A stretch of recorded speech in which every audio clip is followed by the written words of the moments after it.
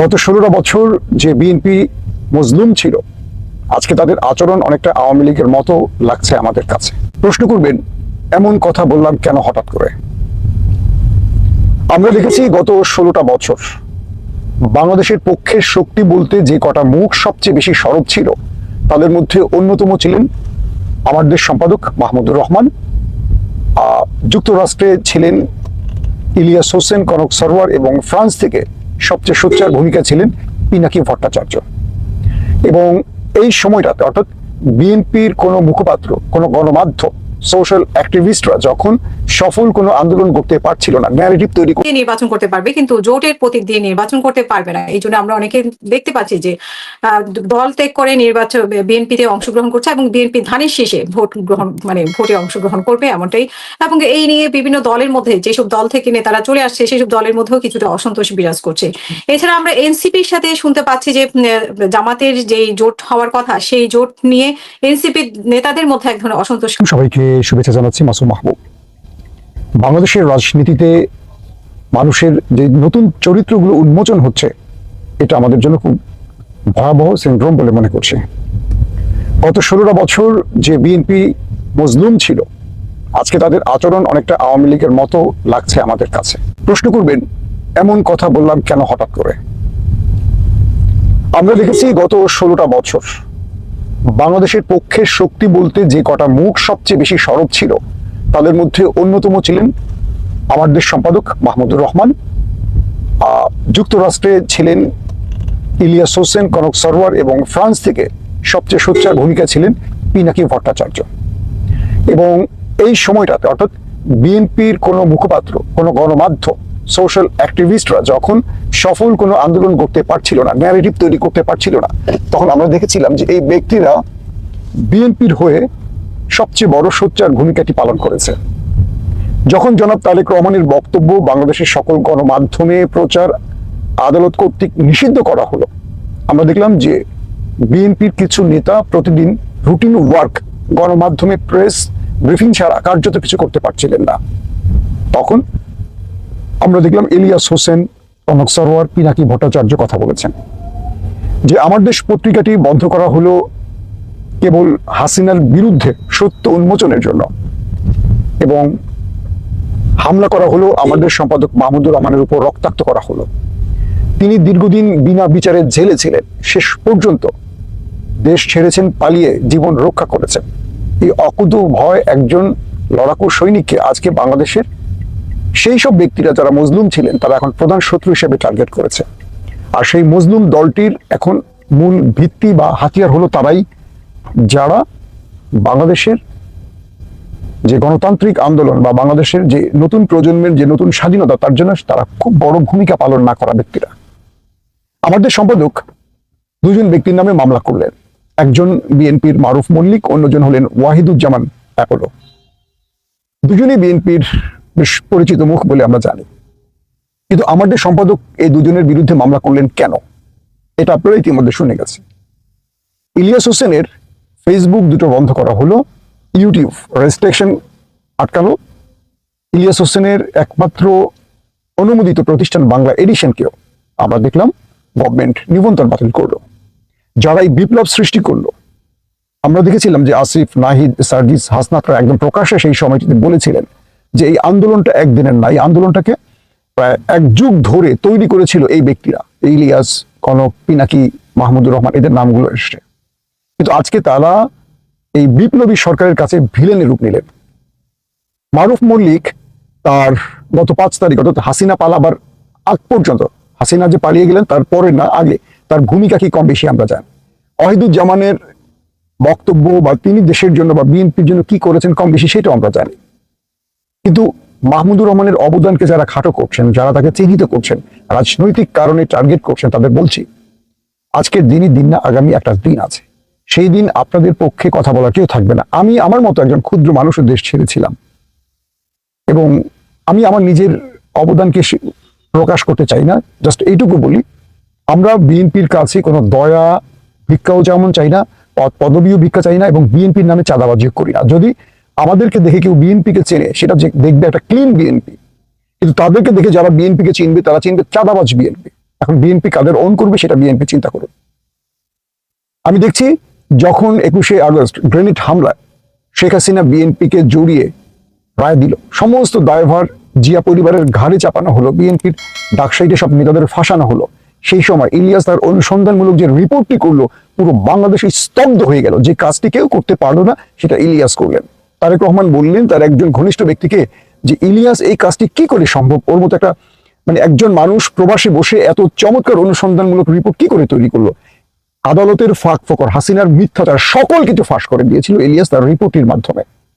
কিন্তু দেখেন আজকে ইলিয়াস প্রধান টার্গেট, কারণ রাজনৈতিকভাবে ইলিয়াস চাঁদাবাজদের বিরুদ্ধে দাঁড়িয়েছে, টেন্ডারবাজদের বিরুদ্ধে দাঁড়িয়েছে, যারা ভারতের রেসমেন্সার তাদের বিরুদ্ধে দাঁড়িয়েছে, যারা ভারতের পক্ষে কথা বলছে তাদের বিরুদ্ধে দাঁড়িয়েছে। পিনাকির অবস্থানটাও তাই। পিনাকি হয়তো বিএনপির সমর্থনকারী নয়, কিন্তু বিএনপির প্রতিটি বক্তব্য, পিনাকির প্রতিটি বক্তব্য, তার ন্যারেটিভ গুলো বিএনপির পক্ষে গেছে বিগত সময় ধরে।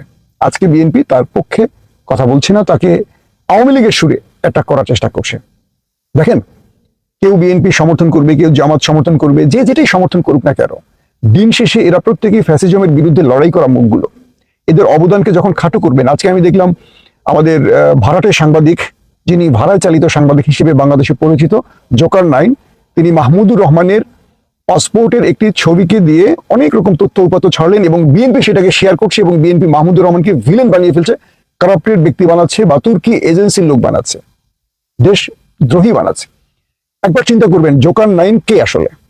তিনি সেনাবাহিনীতে থাকা একজন ব্যক্তি, যিনি অনৈতিক কাজের জন্য, অসৎ পথ অবলম্বনের জন্য চাকরি হারিয়েছেন, যিনি বাংলাদেশের শেখ হাসিনা যে গোপন সফটওয়্যার কিনেছিল ইসরায়েলের কাছ থেকে, পেগাসাস, আপনারা জানেন সেই পেগাসাস যে সফটওয়্যারের মাধ্যমে আমাদের সকল ফোন ট্র্যাপিং করা হতো, রেকর্ড করা হতো, যেই সফটওয়্যারের মাধ্যমে বিরোধী দলের নেতাদেরকে গুম খুন ক্রসফায়ার করা হতো, বিরোধী দলের সকল অবস্থান, তাদের বক্তব্য রেকর্ড করা হতো, তারা গোপনে আড়ি পেতে সব শুনতো। এই গোপন ভয়ঙ্কর নিষিদ্ধ সফটওয়্যারটি বাংলাদেশে এসেছিল, যাদের হাত ধরে তাদের মধ্যে এই জোকার 9 একজন। তিনি অর্থের কারণে তিনি ভাড়াটে হয়ে কাজগুলো করতেন। অর্থাৎ আজকে যদি জোকার 9কে আপনার টাকা দেন, সে কোনো দল মত দেখবে না, সে আপনার হয়ে কাজ করবে। আপনি যদি জোকার 9কে দিয়ে আজকে ধরেন ভারতের তাকে টাকা দিলে সে রয়ের কাজ করবে, মোসাদ টাকা দিলে মোসাদের হয়ে কাজ করবে। তো এই ভাড়াটে ব্যক্তি এখন বিএনপির অনুসন্ধান রিপোর্টার হয়ে গেছে, যিনি বাংলাদেশকে হাসিনার ন্যারেটিভে চলাবার জন্য বিগত সময় কাজ করেছেন। তার একটি জায়গা ছিল সেনাপ্রধান আজিজের সাথে একটা বিরোধে জড়িয়ে তিনি আল জাজিরা একটা রিপোর্টে শুধু সহযোগিতা করেছিলেন, কিন্তু যে রিপোর্টটির মূল ভিত্তি সবকিছু তৈরি করেছিল আমাদের ইলিয়াস এবং কনক সরওয়ার, যেটা আল জাজিরা প্রচার হয়েছে। কিন্তু নামটি এসেছিল জোকার 9-এর। যে কোনো সঙ্গত কারণে ইলিয়াস কনক সরওয়ার সেই বিষয়টি এড়িয়ে গেছেন বা তারা চান নাই তাদের নামটা এইভাবে আসুক। কিন্তু ইন্টারেস্টিং ব্যাপার, এরপর থেকে জোকার 9 হয়ে গেলেন বাংলাদেশের একমাত্র অনুসন্ধান রিপোর্ট। তার যতগুলো পোস্ট ফেসবুক, এগুলো সবগুলো একটি নির্দিষ্ট এজেন্সি তাকে দেয়। অর্থাৎ আমি বুঝাই, ধরেন আমাদেরকেও বাংলাদেশের অনেক এজেন্সি বিভিন্ন তথ্য উপাত্ত দেয় প্রচারের জন্য, আমরা কিন্তু সেগুলো তাদের ইচ্ছা মতো করি না। আমরা বাংলাদেশের জন্য যেটা হুমকি সেটাই প্রচার করি, কিন্তু তারা আমাদেরকে বলে দেয় এটা বলেন ওটা বলেন, আমরা এগুলো করি না। কেন করি না? এতে আমাদের বাংলাদেশ থ্রেটে পড়ে যাবে, হুমকিতে পড়ে যাবে, বহিঃশত্রুর আক্রমণে পড়ে যাবে, বাংলাদেশের মধ্যে বিভাজন সৃষ্টি হবে। কিন্তু ওই জোকার 9 তিনি সেই এজেন্সির টাকা খেয়ে সেই কাজগুলো করেন। এজেন্সি যাদের টার্গেট করে, ধরেন এজেন্সি তো কাদের আপনারা জানেন, ফ্যাসিজমের লোকেরা এখন এজেন্সি কন্ট্রোল করছে আমাদের। এবং আপনারা শুনেছেন হয়তো গণমাধ্যমে যে একটি এজেন্সি ওসমান হাদিকে তার ইনকিলাব সেন্টারে নিয়মিত পর্যবেক্ষণ করত, তাদেরকে মনিটর করত, এবং যে খুনি তাকে গুলি করে পালিয়েছে বলা হচ্ছে যে বাংলাদেশের কোনো এজেন্সি তাকে নিরাপদে দেশ ছাড়া দেশ থেকে সরে যেতে অথবা দেশে গোপন করে রাখতে সহযোগিতা করছে।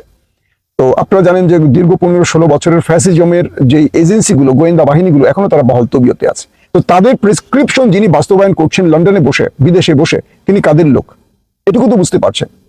তো এখনো বাংলাদেশের আমি দেখছি যে সবচেয়ে বড় জনপ্রিয় দল বিএনপির মতো দলটি জোকার 9কে তাদের খুব কাছের মনে করছে বা তাদের হাতিয়ার মনে করছে। এই জোকার 9 কালকে সবচেয়ে বড় ক্ষতিটা বিএনপির করবে, আজকে আমি লিখে দিলাম, আপনারা লিখে রাখতে পারেন।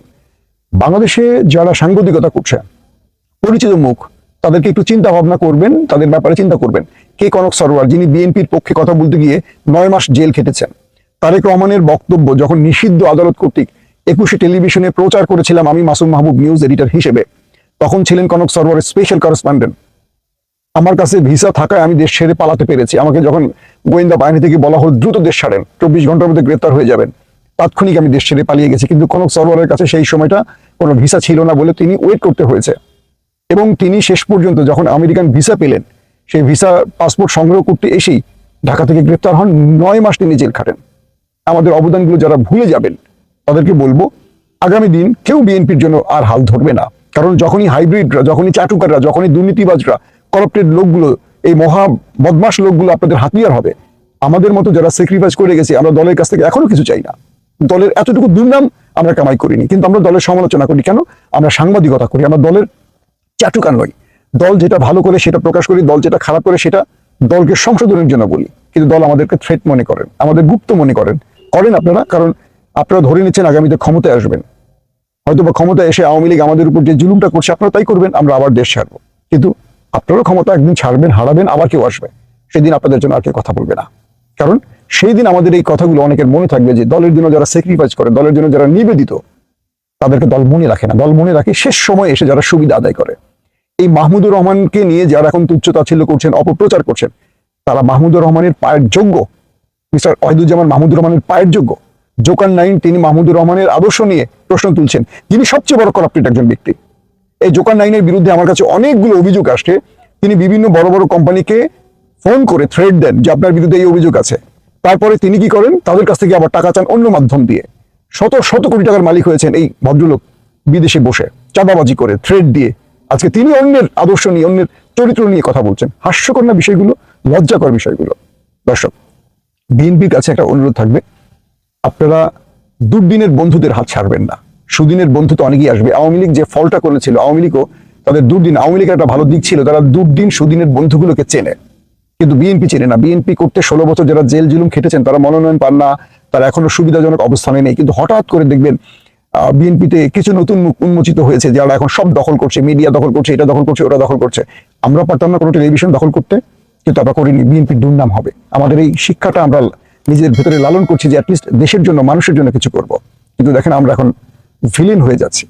আমি আবারও বলবো, জনাব তারেক রহমান, আপনার কাছে আমরা তাকিয়ে আছি, আপনার দিকে আমরা তাকিয়ে আছি। আমরা ভঙ্গুর বিএনপিকে ভিন্নভাবে দেখতে চাই। এই দেশের জন্য যারা কথা বলেছেন, সকলকে শুভেচ্ছা জানাচ্ছি। মাসুম মাহমুদ, দেখছেন মুকুন্দের ইউটিউব চ্যানেল এবং মাসুম মাহমুদ ফেসবুক পেজ। যারা আমার সাথে সংযুক্ত হয়েছেন সবার কাছে প্রথমে একটি অনুরোধ করব, ইলিয়াস হোসেনের ইউটিউব চ্যানেলটি 90 দিনের জন্য রেস্ট্রিকশন করে দেওয়া হয়েছে। আপনারা তার নতুন আরেকটি ইউটিউব চ্যানেল আসছে, আমি আমার কমেন্ট বক্সে একটা লিঙ্ক দিয়ে দেব। আপনারা যারা ইলিয়াসকে ভালোবাসেন, দেশের পক্ষের শক্তি আছেন, বাংলাদেশের পক্ষের, তারা প্রত্যেকে ইলিয়াসের ইউটিউব এবং ফেসবুকের সংযুক্ত হবেন। কারণ আসছে নির্বাচনে ইলিয়াস হয়তো বাংলাদেশের পক্ষে জোরালো কথা বলবে, এবং যে ইলিয়াস আমাদের জন্য বা জুলাই বিপ্লবের জন্য এতটা লড়াই করেছেন, এত ত্যাগ স্বীকার করেছেন, এত বড় স্যাক্রিফাইস করেছেন, আশা করি আপনারা ইলিয়াসের পাশে দাঁড়াবেন। প্রতিটা মানুষেরই সুসময় দুঃসময় থাকে। শেখ হাসিনার সময় ইলিয়াস যে ভয়ঙ্কর সময় পার করেছে, কেন যেন মনে হচ্ছে প্রফেসর ইউনূসের সময় ইলিয়াস আরো ভয়ঙ্কর সময় পার করতে যাচ্ছে। তারপরেও সে ক্লান্ত নয়, আপনাদের ভালোবাসা নিয়ে এসে এগিয়ে যেতে চায়।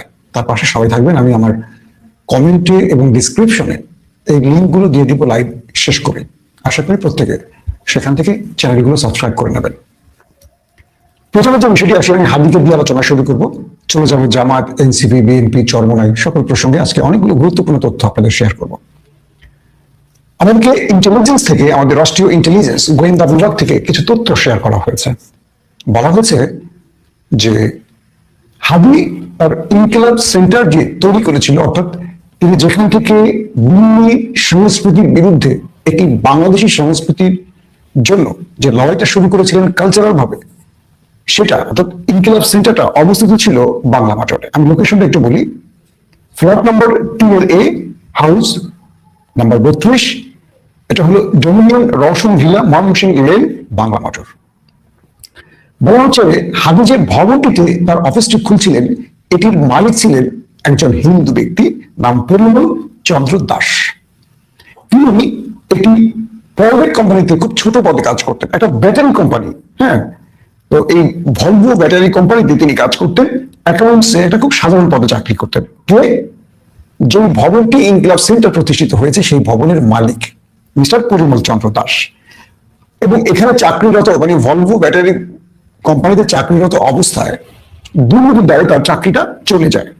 পরে হুমকু বলা হচ্ছে যে এই দুঃখিত, ভলভো ব্যাটারির অ্যাকাউন্টসের সাথে তিনি আর সংযুক্ত থাকেননি। সে মিরপুরে কাজ করতে, তার বেতন ছিল মাত্র 10,000 টাকা। তো বাংলা মোটরের মতো একটি অভিজাত অঞ্চলে মাত্র 10,000 টাকা বেতনের একজন কর্মচারী কি করে 4টি ফ্ল্যাটের মালিক হন? ইনকিলাব সেন্টার তো একটি ফ্ল্যাট, এরকম আরো 3টি, মোট 4টি ফ্ল্যাট ছিল পরিমল চন্দ্র দাসের। এবং 2020 থেকে 21 সাল পর্যন্ত তিনি সেই ব্যাটারি কোম্পানিতে চাকরি করেন। পরবর্তী 4-5 বছরে এসে জমিমন রওশন ভিলাতে 4টি ফ্ল্যাটের মালিক হয়। একটি প্রশ্ন তৈরি হয়েছে যে ইনকিলাব কালচারাল সেন্টারের সাথে পরিমল চন্দ্র দাসের কানেকশনটা হয়েছিল আসলে কিভাবে? আমাদের শরীফ ওসমান হাদি যে ভবনটি ভাড়া নিয়ে তার ইনকিলাব সেন্টার তৈরি করেছিলেন, এটার জন্য পরিমলের সঙ্গে কিভাবে পরিচয় ঘটেছিল আমাদের ওসমান হাদি, এটা আমাদের ইন্টেলিজেন্সের বা যারা এই বিষয়ে তদন্ত করছে তাদের জানা উচিত। 2 নম্বর প্রশ্ন হলো, হাদির খুনের সাথে পরিমল চন্দ্র দাসের কি কি কানেকশন আছে? যে ছেলেটি হাদিকে গুলি করে মেরেছে বা যারা এই হত্যাকাণ্ডের পরিকল্পনায় সংযুক্ত আছেন তাদের সাথে পরিমলের সম্পর্কটা আসলে কি, কোনো কানেকশন আছে কিনা, এটা একটু অনুসন্ধান করা খুব জরুরি। 3 নম্বর প্রশ্ন হলো, হাদির খুনিকে মানে হাদির যে খুনি, তিনি তো হাদির খুব নিকট বা কাছের লোক বলে আমরা সোশ্যাল মিডিয়ায় বিভিন্ন ছবিতে ভাইরাল হতে দেখেছি। এই খুনির সাথে হাদিকে পরিচয় ঘটিয়ে দিয়েছে কে? তিনি কি এই পরিমল? কারণ ব্যক্তিটা কোন ধর্মের বা কোন ব্যক্তি বুঝতে পেরেছেন। তো এটা নিয়ে আমাকে এই তথ্যগুলো দিয়েছে আমাদের রাষ্ট্রের গোয়েন্দা বাহিনীর কিছু গুরুত্বপূর্ণ ব্যক্তি।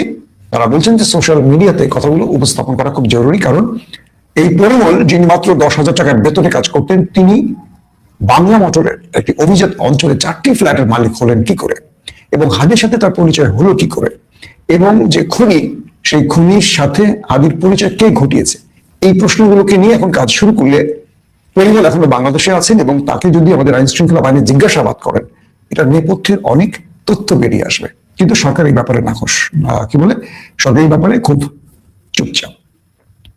হাদির হত্যার আজকে প্রায় 11 থেকে 12 দিনের মতো, বা আরো বেশি হলো কিনা, 11-12 দিনের মতো দিন আমরা পার করলাম হাদির হত্যার।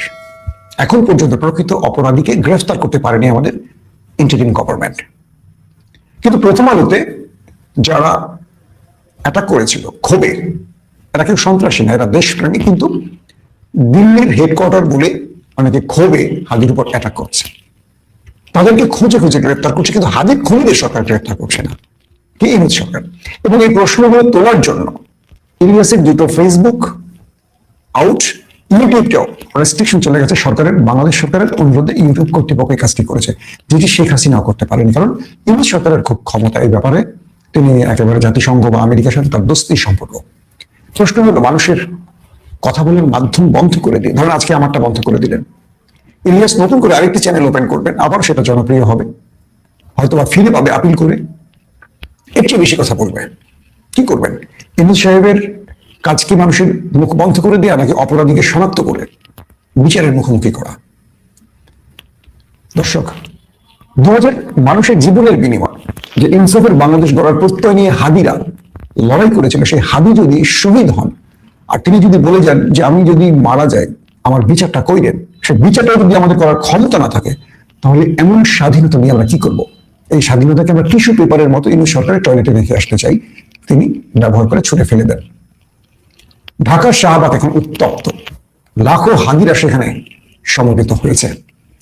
সমস্বরে উচ্চ কণ্ঠে সেখান থেকে দিল্লি না ঢাকা স্লোগান উঠছে, গোলামি না আজাদির স্লোগান উঠছে। হাদিকে নিয়ে পুরো রাজধানী এখন কাঁপছে, কিন্তু রাষ্ট্রযন্ত্র অঘরে ঘুমাচ্ছে। রাষ্ট্রযন্ত্র এটা নিয়ে কোনো মাথা ব্যথা নেই, কারণ আমাদের প্রতিবেশী শক্তিশালী দেশটি বলে দিয়েছে হাদির বিচার করা যাবে না, কারণ হাদির বিচার করলে তারা ফেসে যাবেন, আমাদের রাষ্ট্রের রাঘব বোয়ালরা ফেসে যাবেন, আগামী দিনে যারা ক্ষমতা আসবেন তারা ফেসে যাবেন, আওয়ামী লীগ ফেসে যাবে, দিল্লি ফেসে যাবে এই উপদেষ্টা মন্ডলীর কেউ কেউ বলছেন অপরাধীকে সরকার তার হেফাজতে রেখেছেন, ইন্টেলিজেন্স তাদের দখলে রেখেছেন, তাদের কন্ট্রোলে রেখেছেন, হয়তো ক্রস ফায়ারে মেরে দেবেন অথবা ওপারে পাঠিয়ে দেবেন, কারণ তিনি মুখ খুললে অনেকের নাম বেরিয়ে আসবে। অনেকেই আশঙ্কা করছেন যে তাকে সরকার আর বিচারের মুখোমুখি করবে না। এখন একটি পথ খোলা, যদি আপনারা সবাই ঐক্যবদ্ধভাবে সরকারকে চাপে ফেলতে পারেন। এই সরকার চাপে পড়লে অনেক কিছু করে, শেখ হাসিনাও করেছে, দেখেছেন, চাপে পড়লে অনেক কিছু করে। তো এখন আমাদের প্রত্যেককে এই ব্যাপারে সজাগ দৃষ্টি রাখতে হবে। হাদির পক্ষে লড়াইটা চালিয়ে যেতে হবে। ইনশাআল্লাহ আগামীকাল পরশু আপনাদের সাথে শাহবাগে আমিও থাকব এবং হাদির পক্ষে আমরা স্লোগান তুলব, হাদির বিচারের জন্য, আমরা ইনসাফের জন্য আমরা আওয়াজ তুলব। আপনারাও থাকবেন। দর্শক, আসছি রাজনৈতিক জোট প্রসঙ্গে। জামাত ইসলামকে নিয়ে অনেক রকম আলোচনা চলছে এবং বাংলাদেশে জনাব তারেক রহমান তার স্বদেশ প্রত্যাবর্তনের পর আমরা দেখছি যে জামাত কিছুটা কোণঠাসা অবস্থায় আছে, বিএনপি বেশ ফুরফুরের অবস্থায় আছে। এবং তারেক রহমান 300 ফিটে তার বক্তব্য, জনগণের উচ্ছ্বাস, এরপর শহীদ প্রেসিডেন্ট জিয়াউর রহমানের মাজারের জিয়ারত, আমাদের ওসমান হাদির কবর জিয়ারত এবং তার মা বেগম খালেদা জিয়ার সাথে তার সাক্ষাৎ, সবকিছু মিলে বিএনপির মধ্যে একটা ঈদ উৎসব চলছে। দীর্ঘ 17 বছর পর তারেক রহমান বাংলাদেশে এসে মানুষের হৃদয়ের সাথে তিনি মিশে যেতে পেরেছেন। কয়েকটি প্রশ্ন উঠেছে জামাতকে নিয়ে। জামাত তারেক রহমানের এই আগমনে কি অস্বস্তিতে আছে, এরকম প্রশ্ন উঠেছে কয়েকটি জায়গা থেকে। আমি জামাত নেতাদের ফোন করেছিলাম এই ব্যাপারে, তারা বলছেন যে না, আমরা বিএনপিকে সবসময় আমাদের মিত্র মনে করি, আমরা দীর্ঘ কয়েক যুগ ধরে 20 দলীয় জোট করে একসাথে কাজ করেছি। তারেক রহমান আশায় আমরা খুশি, কারণ এই দলটি একটি বিশৃঙ্খল পরিবেশের মধ্যে ছিল বেগম জিয়া অসুস্থ হওয়ার পর। আমরা আশা রাখি তারেক রহমান দলটিকে গোছাতে পারবেন। আর বিএনপি নেতারা বলছেন যে তাদের নেতা দেশে আসায় নেতা কর্মীরা উজ্জীবিত হয়েছে এবং তারা একটি ভালো নির্বাচনের দিকে এগিয়ে যাচ্ছে। প্রশ্ন হলো কয়েকটি, জামাতের জোট নিয়ে বিগত সময়ে যে আলোচনা চলছে। আমি গতকালকেও আপনাদের একটি ব্রেকিং সংবাদ দিয়েছিলাম যে আমাদের ইন্টেলিজেন্স এবং ওপারের ইন্টেলিজেন্স 8 দলীয় জোটটাকে ভাঙার জন্য নানানভাবে চেষ্টা করছে এবং আমি চরমনাই মামুনুল হক সহ অনেকের কাছে অনুরোধ করেছিলাম এবং অনেকের সাথে আমি পার্সোনাল কথাও বলেছিলাম যে বাংলাদেশকে টিকিয়ে রাখতে হলে যেমন জাতীয়তাবাদী শক্তি বিএনপি এবং ইসলামী শক্তি ইসলামী দলগুলোকে টিকিয়ে রাখতে হবে। ফ্যাসিজমের বিরুদ্ধে যদি বাংলাদেশকে টিকিয়ে রাখতে হয়, গণতান্ত্রিক ধারা বা ইসলামী মূল্যবোধকে টিকিয়ে রাখতে হয়, বিএনপি এবং ইসলামী দলগুলোকে পাশাপাশি চলতে হবে। আজকে পর্যন্ত এই লাইভটি করা পর্যন্ত আমি আরো কিছু ভালো তথ্য পেয়েছি। সেটা হলো চরমনায় গো ধরেছে যে তারা কোনো চাপে মাথা নত করবে না। মামুনুল হকও তিনি বলছেন অনেক জুলুম নির্যাতন সহ্য করেছি, আমরা কারো কাছে আর মাথা বিক্রি করতে চাই না, যত চাপ আসুক নেপথ্য থেকে আমরা ইসলামী জোটটিকে ভাঙতে চাই না। আল্লাহ কবুল করুন তাদেরকে, কারণ বিএনপি এবং ইসলামী শক্তির এই ফাইট এটাকে আমি খুব পজিটিভ অর্থে দেখতে চাই। কারণ কি, আমি চাই এখানে জাতীয় পার্টি এবং আওয়ামী লীগ ছাড়া একটা নির্বাচন হোক, যারা 16টা বছর দেশকে ফ্যাসিজমের দিকে, একটা ভয়ঙ্কর আয়ামে জাহিলিয়াতের দিকে নিয়ে গেছে, তাদেরকে 3টা বছর অন্তত নির্বাচন থেকে দূরে রাখুক। তারা যে কাজটি করেছে, এটার পক্ষে কে থাকবে বিপক্ষে থাকবে সেটা নিয়ে আমার বক্তব্য নয়। জামাতের সঙ্গে ইসলামের যে 8টি দল, সেই 8টি দল এখন রয়েছে, তারা জোট থেকে যাচ্ছে না, এমন বক্তব্য জামাতের পক্ষ থেকেও বলা হয়েছে। পাশাপাশি আমরা আরো কিছু বক্তব্য পেয়েছি এরকম যে এনসিপি, আমাদের বৈষম্য বিরোধী আন্দোলনের যে মূল রাজনৈতিক জোটটি, রাজনৈতিক শক্তিটি, ছাত্রদের শক্তিটি, তারা এবার চলে আসছে জামাতের সাথে। বিএনপির সাথে তাদের বনিবনা হয়নি আসন বিন্যাস নিয়ে, এবার তারা জামাতের সাথে সম্পৃক্ত হতে চাইছে। বলা হচ্ছে যে এনসিপির 214 সদস্যের যে কেন্দ্রীয় কমিটি, এর মধ্য থেকে 30 জন আপত্তি জানিয়ে চিঠি দিয়েছে এনসিপি কে। অর্থাৎ নাহিদ ইসলাম যখন জামাতের সাথে তার আলোচনা চালিয়ে যাচ্ছিলেন, 214 সদস্যের যে কমিটি রয়েছে এনসিপি, তাদের মধ্যে ভারত ঘেঁষা, বাম ঘেঁষা বা ধর্মনিরপেক্ষ সেকুলার গ্রুপটি তারা এনসিপি কে টাটা বাই বাই জানিয়ে দিচ্ছে। তারা বলছে যে জামাতের সাথে তারা গেলে তারা এনসিপির সঙ্গে আর থাকবে না। এর মধ্যে আলোচিত ডাক্তার তাসনিম জারা, তিনি এনসিপি থেকে বিদায় নিয়েছেন এবং তিনি স্বতন্ত্র নির্বাচনের ঘোষণা দিয়েছেন। প্রশ্ন হল, তাসনিম জারা তিনি জামায়াত ইস্যুতে তার এই অ্যালার্জির কারণটি কি? তার নিকট কয়েকজন বলেছে যে তার উপর চাপ আছে এবং তিনি যে আদর্শ লালন করেন সেটি ইসলামী শক্তির বিপক্ষে। এতদিন যারা তাসনিম জারাকে নিয়ে অশ্লীল ফেসবুকিং করেছেন, যারা তাকে নিয়ে খারাপ পোস্ট করেছেন, হয়তো তারা এখন তাকে বুকে জড়িয়ে নেবেন, কারণ আদর্শিক লড়াইতেই আমরা একে অপরকে ঘায়েল করার চেষ্টা করি। তাসনিম জারাকে আমি উদ্দেশ্য করে বলতে চাই, বাংলাদেশে প্রায় 1 যুগের অধিক সময় ধরে, 1.5 যুগের কাছাকাছি, বাংলাদেশের অন্যতম জনপ্রিয় দল বিএনপি, যারা ইসলামিস্ট এবং ন্যাশনালিস্ট চিন্তাধারা লালন করে, সেই দলটি কিন্তু জামাতের সাথে জোট করেছিল। মধ্যপন্থী দল হিসেবে বিএনপিকে বিবেচনা করা হয় এবং এই আওয়ামী লীগও একসময় জামাতের সাথে বিএনপির বিরুদ্ধে আন্দোলন করেছে, যাদেরকে আমরা ধর্মনিরপেক্ষ বা প্রগতিশীল রাজনৈতিক দল হিসেবে চিনি। কিন্তু এনসিপি কেন জামাতের সাথে জোট করতে পারবে না, এটির একটা ব্যাখ্যা থাকা উচিত। কারণ এই সময় যে 24টি ঘটেছে বা হাসিনার বিরুদ্ধে বা দিল্লির হেজিমনির বিরুদ্ধে যে লড়াইটা হয়েছে, সেখানে জামাত শিবিরের একটা বড় ভূমিকা ছিল। কিন্তু যেই বিপ্লবের পর তাসনিম জারারা বাংলাদেশের রাজনীতি করতে এসছেন, তারা জামাতের অবদানকে খাটো করে দেখবেন কেন? তিনি তো কোনো ভূমিকা রাখেননি এই দেশের জন্য। প্রবাসে ছিলেন, ভালো ডাক্তারি করেছেন, ভালো আয় করেছেন, এবং নতুন বাংলাদেশে এসে তিনি রাজনীতিটা শুরু করেছেন। আমরা খুশি তাসনিম জারার মতো ক্লিন ইমেজের মানুষকে পেয়ে। একজন শিক্ষিত উন্নত মানসিকতার ব্যক্তি এদেশের রাজনীতিতে আসা খুবই জরুরি। আমাদের বস্তা পচা নোংরা মানসিকতার দুর্নীতিগ্রস্ত নেতাদের বিরুদ্ধে নাহিদ, আসিফ, সার্জিস, হাসনাতরা, তাসনিম জারারা, সামান্তারা একটা নতুন বাংলাদেশ গড়বে, সেই প্রত্যয়টা আমাদের ছিল। তাদের বিরুদ্ধে আমরা সমালোচনা করছি, যেটা গঠনমূলক সমালোচনা থাকতেই হবে। কিন্তু তাসনিম জারা সহ আরো যারা যে 30 জন বিদায় নিয়েছেন, তাদের উদ্দেশ্যটা আমাদের পজিটিভ মনে হচ্ছে না। আমাকে ইন্টেলিজেন্স টিম থেকে বলা হয়েছে যে তাদের উপর কারো উপর ডিজিএফ এর চাপ ছিল। আবার কেউ কেউ এনসিপিতে প্রবেশই করেছিলেন দিল্লির ইশারায়। যখন তারা জামাতের সাথে জোট করছেন, তারা বেরিয়ে আসছেন। আরো ক্লিয়ার করে বলি, এনসিপিতে তাদেরকে পুশ করা হয়েছিল। তারা এনসিপিতে থাকবে মূলত ওপারের উদ্দেশ্য হাসিলের জন্য। যখন তারা বুঝলেন যে তাদের উদ্দেশ্য হাসিল হবে না, ওই যে ইহুদিরা যেমন মুসলিম হয়ে প্যালেস্টাইনে ধর্ম প্রচার করতেন, এটা হলো আপনার সালাউদ্দিন আইয়ুবীর সময়ের হিস্ট্রি যারা পড়েছেন, তো বিভিন্ন মসজিদে তারা বক্তব্য দিতেন, মানুষকে তালিম দিতেন। কি তালিম দিতেন? জিহাদ থেকে সরে আসো, মুসলমানরা কখনো অস্ত্র হাতে নেবে না, যাতে সালাউদ্দিন আইয়ুবী আর কোন রাষ্ট্র দখল করতে না পারে, যাতে মুসলমানরা ঘুমিয়ে পড়ে আবারও কখনো তারা এসে ফিলিস্তিন দখল করতে পারে। তো তাসনিম জারাদেরকে তাই মনে হচ্ছে, সালেহিনদের তাই মনে হচ্ছে, সামার তাদের জানি না কি বলবো, আমার ভোলার নেই। আমার কাছে তাই মনে হচ্ছে যে তারা মূলত ওপারের এজেন্সির হয়ে এসেছিলেন। যখন এই দলটির সাথে মানে জামাতের সাথে একটা সম্পর্ক সৃষ্টি হচ্ছে বা জোট হচ্ছে, তখন তারা বেরিয়ে গেছে।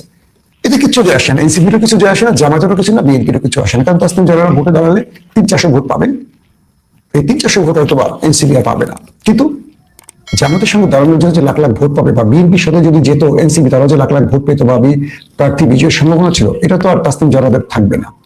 এখন প্রশ্নটা হলো, এই পরিবেশের মধ্যে জামাতের সিদ্ধান্ত আসলে কি হতে যাচ্ছে? জামাতের পক্ষ থেকে বলা হয়েছে এবি পার্টি, এনসিপি, এলডিপি আরো অনেকগুলো দল তারা জামাতের সাথে যোগাযোগ করছে এবং তারা জামাতের সাথে আগামী নির্বাচনে একসাথে কাজ করতে চাইছে। এটি একটি নিঃসন্দেহে ভালো সিদ্ধান্ত। বিএনপির জোটটার ভেতরেও কিছুটা অসন্তোষ নজরে আসছে, কারণ বিএনপি তার জোটের বাকি নেতাদেরকে সঠিকভাবে আসন দিতে চাইছে না। আমরা বিএনপির এই জিনিসটি আমার ভালো লাগে না। বিগত সময় আমরা কয়েক যুগ ধরে দেখেছি জামাত বিএনপি একসাথে মাঠে ছিল, লড়াই করেছে, কিন্তু নির্বাচনের আগে তারা তাদের কোয়ালিশনকে আসন দিতে চায় না, সব নিজেরা খেতে চায়, কিন্তু আন্দোলনে তারা মাঠে নামতে চায় না। আন্দোলনে ফেসবুকে বা বিভিন্ন ঘোষণা দিয়ে সাংবাদিক সম্মেলন করে তারা ঘরে ঘুমায়। জীবন দেয় একদল আর ক্ষমতায় বসতে চায় অন্যরা। এটি হলো বিএনপির একটি ভুল রাজনীতির অংশ। তো এবার সেইটি হয়তো বা বুঝতে পেরেছে বাকি দলগুলো, যে কারণে তারা জামাতের সাথে যোগাযোগ সৃষ্টি করছে। দর্শক, তারপরে যে বিষয়টি, ইসলামী দলের যে 8টি জোট সঙ্গে এবি পার্টি, এনসিপি সহ বাকি যে জোটগুলো রয়েছে, এই জোটে হয়তো বা মাহফুজ বা আসিফকে জামাত নাও নিতে পারে। ভিতরে কিছু সূত্র বলছে, একদম হাই কমান্ড বলবো না, ভিতরে কিছু সূত্র বলছে আসিফ এবং মাহফুজের বিরুদ্ধে দুর্নীতির অভিযোগ রয়েছে। গত 15 মাস তারা রাষ্ট্র পরিচালনায় দুর্নীতির সাথে জড়িয়েছেন, এমন কিছু অভিযোগ রয়েছে। তাই জামাত দুর্নীতিগ্রস্ত কাউকে নিয়ে পুরো জামাতের বিরুদ্ধে অপবাদটা ঘাড়ে নিতে চাইছেন না, কিছু সূত্র বলছে। এটা এখনো চূড়ান্ত না। আমার এই বক্তব্যটিকে আমি এটি অ্যাজাম্পশনের মধ্যে রাখতে চাই, যেটা কনক্রিট কোনো তথ্য নয়। তবে জামাতের বেশ কিছু সূত্র আমাকে বলছে যে এই দুজনের ব্যাপারে তাদের আপত্তি রয়েছে এবং তারা কোনোভাবে চাইছে না যে এই দুজন আসুক। বাট এটা এখনো চূড়ান্ত না, যেটা বললাম। এদিকে মাহফুজ, এদিকে কি বলে আসিফ ঢাকার পাশাপাশি কুমিল্লাতেও তার মনোনয়ন ফর্ম কিনছেন। তার মানে তিনি এখনো ফাইনালি জানেন আসলে তিনি কোন জায়গা থেকে নির্বাচন করবেন। পাশাপাশি বিএনপির মধ্যে যেমন আশার বাড়ি রয়েছে, তেমনি হতাশার জায়গাও তৈরি হচ্ছে, কারণ একটা বড় জোট বানিয়ে নিচ্ছে ইতিমধ্যে জামাত। এখন এই জোটটা যদি জামাতের পক্ষে চলে যায়, আর এবারে জামাতের জায়গাটা খুব বলা যাচ্ছে যে একটু ভালোর দিকে, জামাত তার অতীতের সকল অবস্থান থেকে বেরিয়ে এসছে এবং মানুষের মধ্যে জামাতকে নিয়ে ভালো পারসেপশন চলছে, মানুষ জামাতকে নিয়ে ভালো মূল্যায়ন করছে। তবে তারেক রহমান আসার কারণে মানুষ বিএনপিকে নিয়েও আশা দিচ্ছে, কারণ এতদিন যে অবস্থাটা ছিল সেই অবস্থা থেকে বিএনপি বেরিয়ে আসছে। সবকিছু মিলে আগামী লড়াইটা আমার কেন যেন মনে হয় খুব হাড্ডাহাড্ডি হবে। আর এনসিপি নাহিদ ইসলামরা তারা জামাতের সাথে যতটা কি বলবো সহজ সমীকরণে যেতে পারবে, বিএনপির সাথে পারবে না। কারণ বিএনপির প্রচুর প্রার্থী তারা স্বতন্ত্র হয়ে দাঁড়িয়ে যাবে নির্বাচনে, কিন্তু সেক্ষেত্রে যারা জোটের প্রার্থী আছেন তারা সেখানে ঢুকতেও পারবেন না। বিএনপি এত বিদ্রোহী প্রার্থী, সেখানে সুবিধাটা করা তাদের জন্য খুব কঠিন হয়ে যাবে। তো এই ক্ষেত্রে এটুকু বলা যায় যে সিদ্ধান্তটা মেবি ভালো নিয়েছে এনসিপি, কারণ জামাত তার জোটের ক্ষেত্রে আমার মনে হয় যে বড় রকম ছাড় দেবে। দর্শক, আপনাদের কোনো গুরুত্বপূর্ণ প্রশ্ন থাকলে আমি সঠিকভাবে উত্তর দিতে চাই, কোনো প্রশ্ন আছে কিনা। তবে বিএনপির চেষ্টাটা আছে আওয়ামী লীগ জাতীয় পার্টির ভোটগুলো তাদের পক্ষে নেয়ার, কিন্তু এখনো মাঠ যেটা বলছে এই ভোটগুলো দাঁড়িপাল্লার দিকে যেতে পারে। বিগত 15-16 মাসে বিএনপির আচরণ আওয়ামী লীগ এবং জাতীয় পার্টির মধ্যে একটা আতঙ্ক সৃষ্টি করছে। এটা এক প্রকার বিএনপির জন্য ধাক্কা আমরা বলতে পারি। এবং জামাত ইসলাম যে পারফেক্ট রাজনীতিটা করছে, যে চমৎকার গোছানো রাজনীতি করছে ডক্টর শফিক, তিনি পূর্বের ধ্যান ধারণা থেকে বেরিয়ে তার কি একজনের মতো যে খেলাগুলো খেলছেন এবং অনেক বিদেশিদের পরামর্শ অ্যাকসেপ্ট করে তিনি যে কাজগুলো করছেন, তাতে মনে হচ্ছে আগামী দিনগুলোতে তিনি ভালো কোনো রেজাল্ট আনতে পারেন। এখন তারেক রহমান দেশে থাকার আমাদেরও স্বপ্ন যে বিএনপি অসম্ভব কিছু ভালো কাজ করে আমাদের দেখাতে পারবে, যেটা সালাউদ্দিন কিংবা আমির খসরু কিংবা মির্জা ফখরুলদের দিয়ে আমাদের আশা পূরণ হয়নি। আমরা তাকিয়ে আছি জনাব তারেক রহমানের দিকে যে এই নির্বাচনটি যেমন সুষ্ঠু হবে। দর্শক, আশা করি যে যেখানে বসে দেখছেন ভালো আছেন, সুস্থ আছেন। আমি হাসিনা আক্তার, টিভি টকের পক্ষ থেকে সবাইকে স্বাগত জানাচ্ছি আমাদের এখনকার অনুষ্ঠান দেখার জন্য। প্রিয় দর্শক, নির্বাচন ঘনিয়ে আসছে এবং মনোনয়নপত্র দাখিলের সময় এবং সংগ্রহের সময় এসেছে। এই সময় আমরা দেখতে পাচ্ছি যে দল পরিবর্তনে একটা হিড়িক পড়ে গেছে। বিশেষ করে বিএনপির মধ্যে যারা জোটে ছিল তারা দল ত্যাগ করে বিএনপিতে অংশগ্রহণ করছে, বিএনপির পক্ষ থেকে অংশগ্রহণ করছে নির্বাচনে। কারণ এখন জোটে দলীয় প্রতীক ব্যবহার করতে পারবে না, মানে জোটে থাকলেও দলীয় প্রতীক দলীয় প্রতীক দিয়ে নির্বাচন করতে পারবে, কিন্তু জোটের প্রতীক দিয়ে নির্বাচন করতে পারবে না। এই জন্য আমরা অনেকে দেখতে পাচ্ছি যে দল ত্যাগ করে বিএনপিতে অংশগ্রহণ করছে এবং বিএনপি ধানের শীষে ভোটে অংশগ্রহণ করবে এমনটাই। এবং এই নিয়ে বিভিন্ন দলের মধ্যে যেসব দল থেকে নেতারা চলে আসছে সেসব দলের মধ্যেও কিছুটা অসন্তোষ বিরাজ করছে।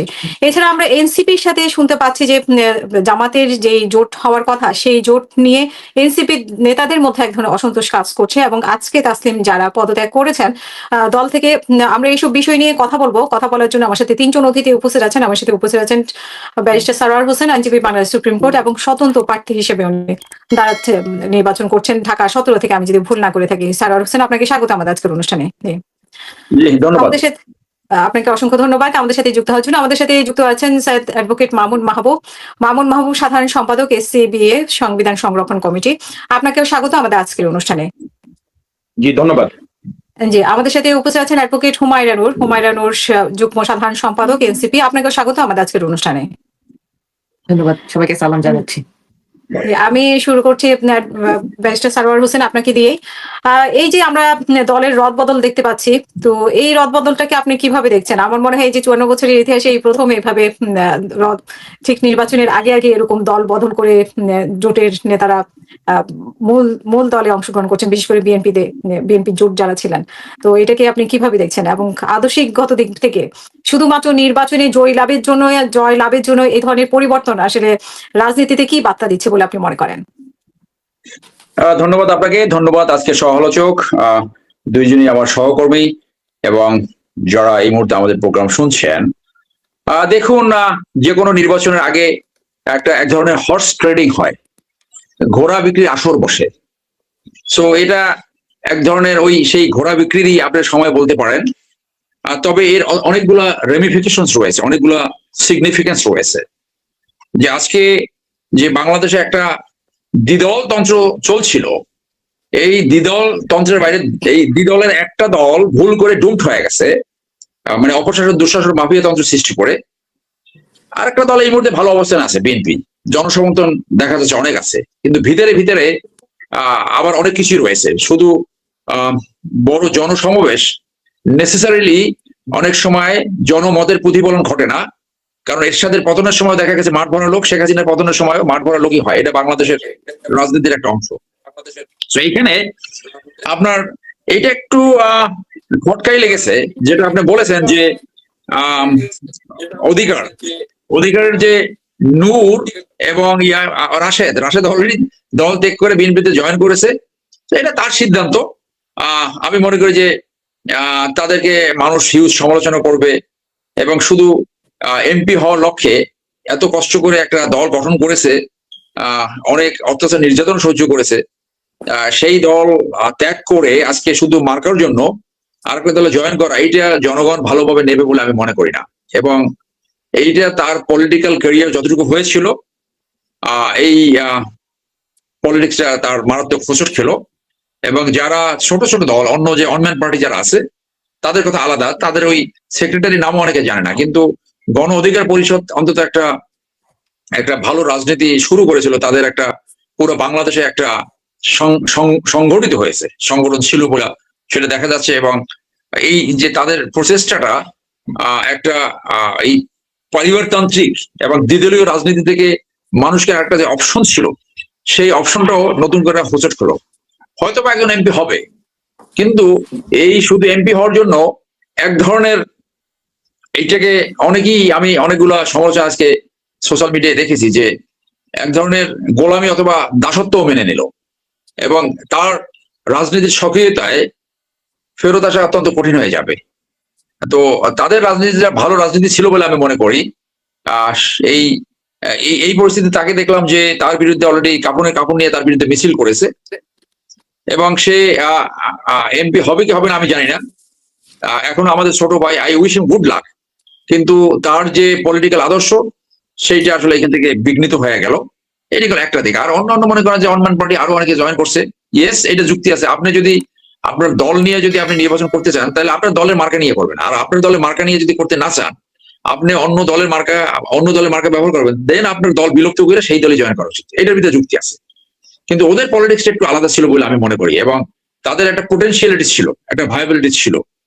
তো এই ক্ষেত্রে সেই বলে যে এই আবারও হর্স ট্রেডিং এবং বড় দলগুলা, বড় মাছ যেমন ছোট মাছকে খেয়ে ফেলতে চায়, এই বড় দলগুলো বাংলাদেশে এইভাবে ছোট দলগুলোকে খেয়ে ফেলতে চায়, এবং অনেকে বড় মাছের পেটে ঢুকে যায়।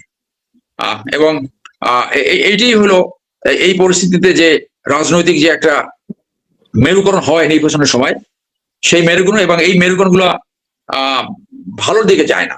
শুধু মানুষ যদি ধারণা করে যে শুধু এমপি হওয়ার জন্য সে তার এই এতদিনের প্রসেসটা সবাইকে, সব নেতাকর্মী ছেলে এখানে আসছে, এটা ডেফিনেটলি তার দলের নেতাকর্মীরা ভালোভাবে কোনোভাবেই নেবে না। আপনার মাধ্যমে আপনি যেমনটি বলেছেন, আমি ঢাকা 17 আসনে স্বতন্ত্র নির্বাচন করার জন্য সিদ্ধান্ত নিয়েছি, এবং আগামীকালকে আমি আমার মনোনয়নপত্র দাখিল করব রিটার্নিং অফিসারের কাছে। আপনার মাধ্যমে ঢাকা 17 আসনের নাগরিকবৃন্দ এবং ভোটারদের দোয়া চাই, ভালোবাসা চাই। যারা ভোটার না তাদের দোয়া চাই, এবং আমার জন্মস্থান পিরোজপুর, তাদের প্রতি আমার ভালোবাসা এবং শ্রদ্ধা থাকলো। আমি মনে করি যে এইবার মানুষ হয়তো শুধু এবার শুধু মার্কা দেখে ভোট দেবে আমি মনে করি না। আমাদের ইয়াং জেনারেশন, তাদের ভোট প্রায় 60%, তারা ভালো প্রার্থী খুঁজবে। মানুষ এবার ভালো প্রার্থী খুঁজবে।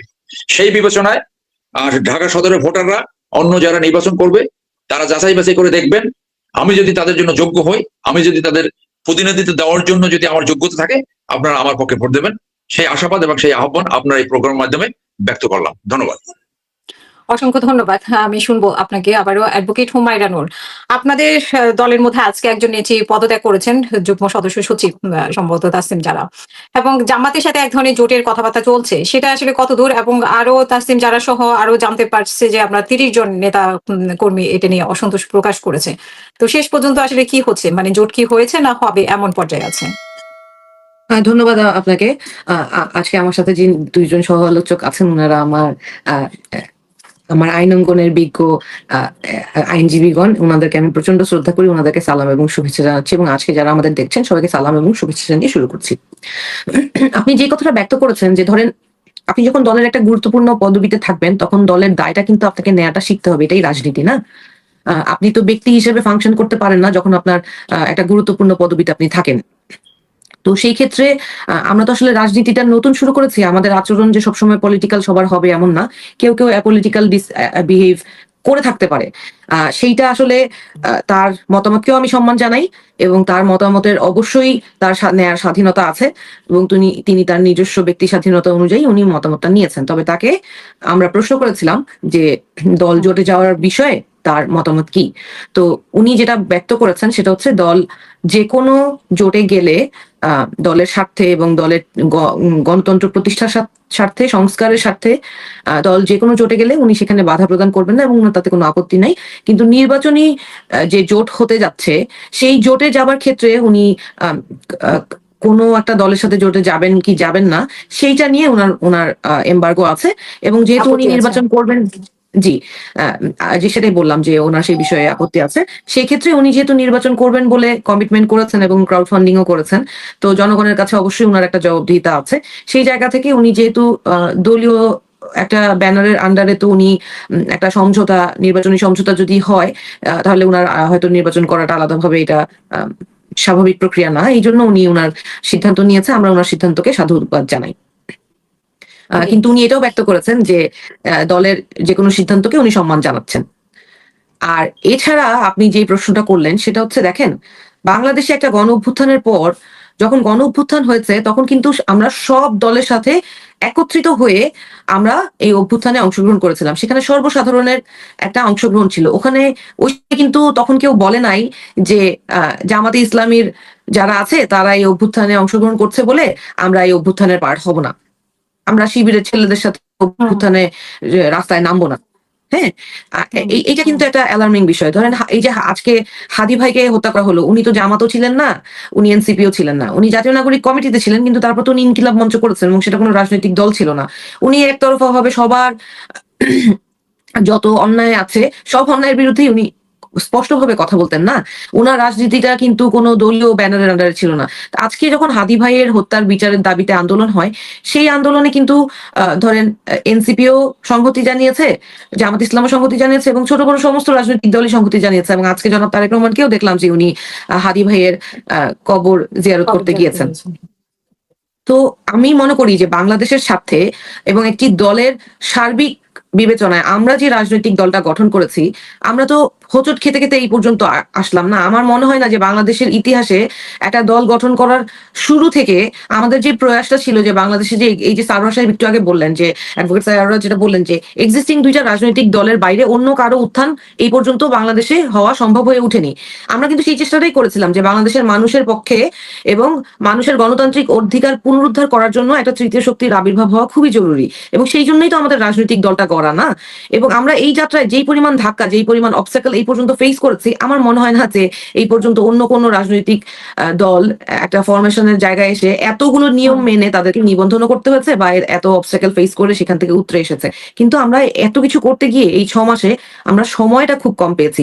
সারা বাংলাদেশে আমাদের যে রাজনৈতিক কাঠামো, দলীয় কাঠামো যেটা গঠন করা, সেটার জন্য আমরা সময়টা খুব কম পেয়েছি। এখন এই মুহূর্তে যেই প্রশ্নটা বারবার আসছে সেটা হচ্ছে জোট কার সাথে, বিএনপির সাথে না জামাতের সাথে? আমাদের প্রশ্নের উত্তরটা কিন্তু আমরা বরাবর একটা উত্তর একেবারে সবসময় একসাথে একবারে দিয়েছি। জোট আমাদের তাদের সাথেই হতে পারে যারা আমাদের যে সংস্কার প্রস্তাব, যে সংস্কার হওয়ার জন্য যেই সংগ্রামটা, সেই সংগ্রামের সাথে একমত হয়ে আমাদের সাথে থাকবে, তাদের সাথেই জোট হওয়া সম্ভব। এখন যেই রাজনৈতিক দলটা গণভোটে না এর পক্ষে ক্যাম্পেইন করছে বা সংস্কারের বিপক্ষে অবস্থান নেওয়ার চেষ্টা করছে, তাদের সাথে স্বাভাবিকভাবে আমাদের জোটে যাওয়ার ব্যাপারে একটা রিজার্ভেশন ক্রিয়েট হয়ে গিয়েছে।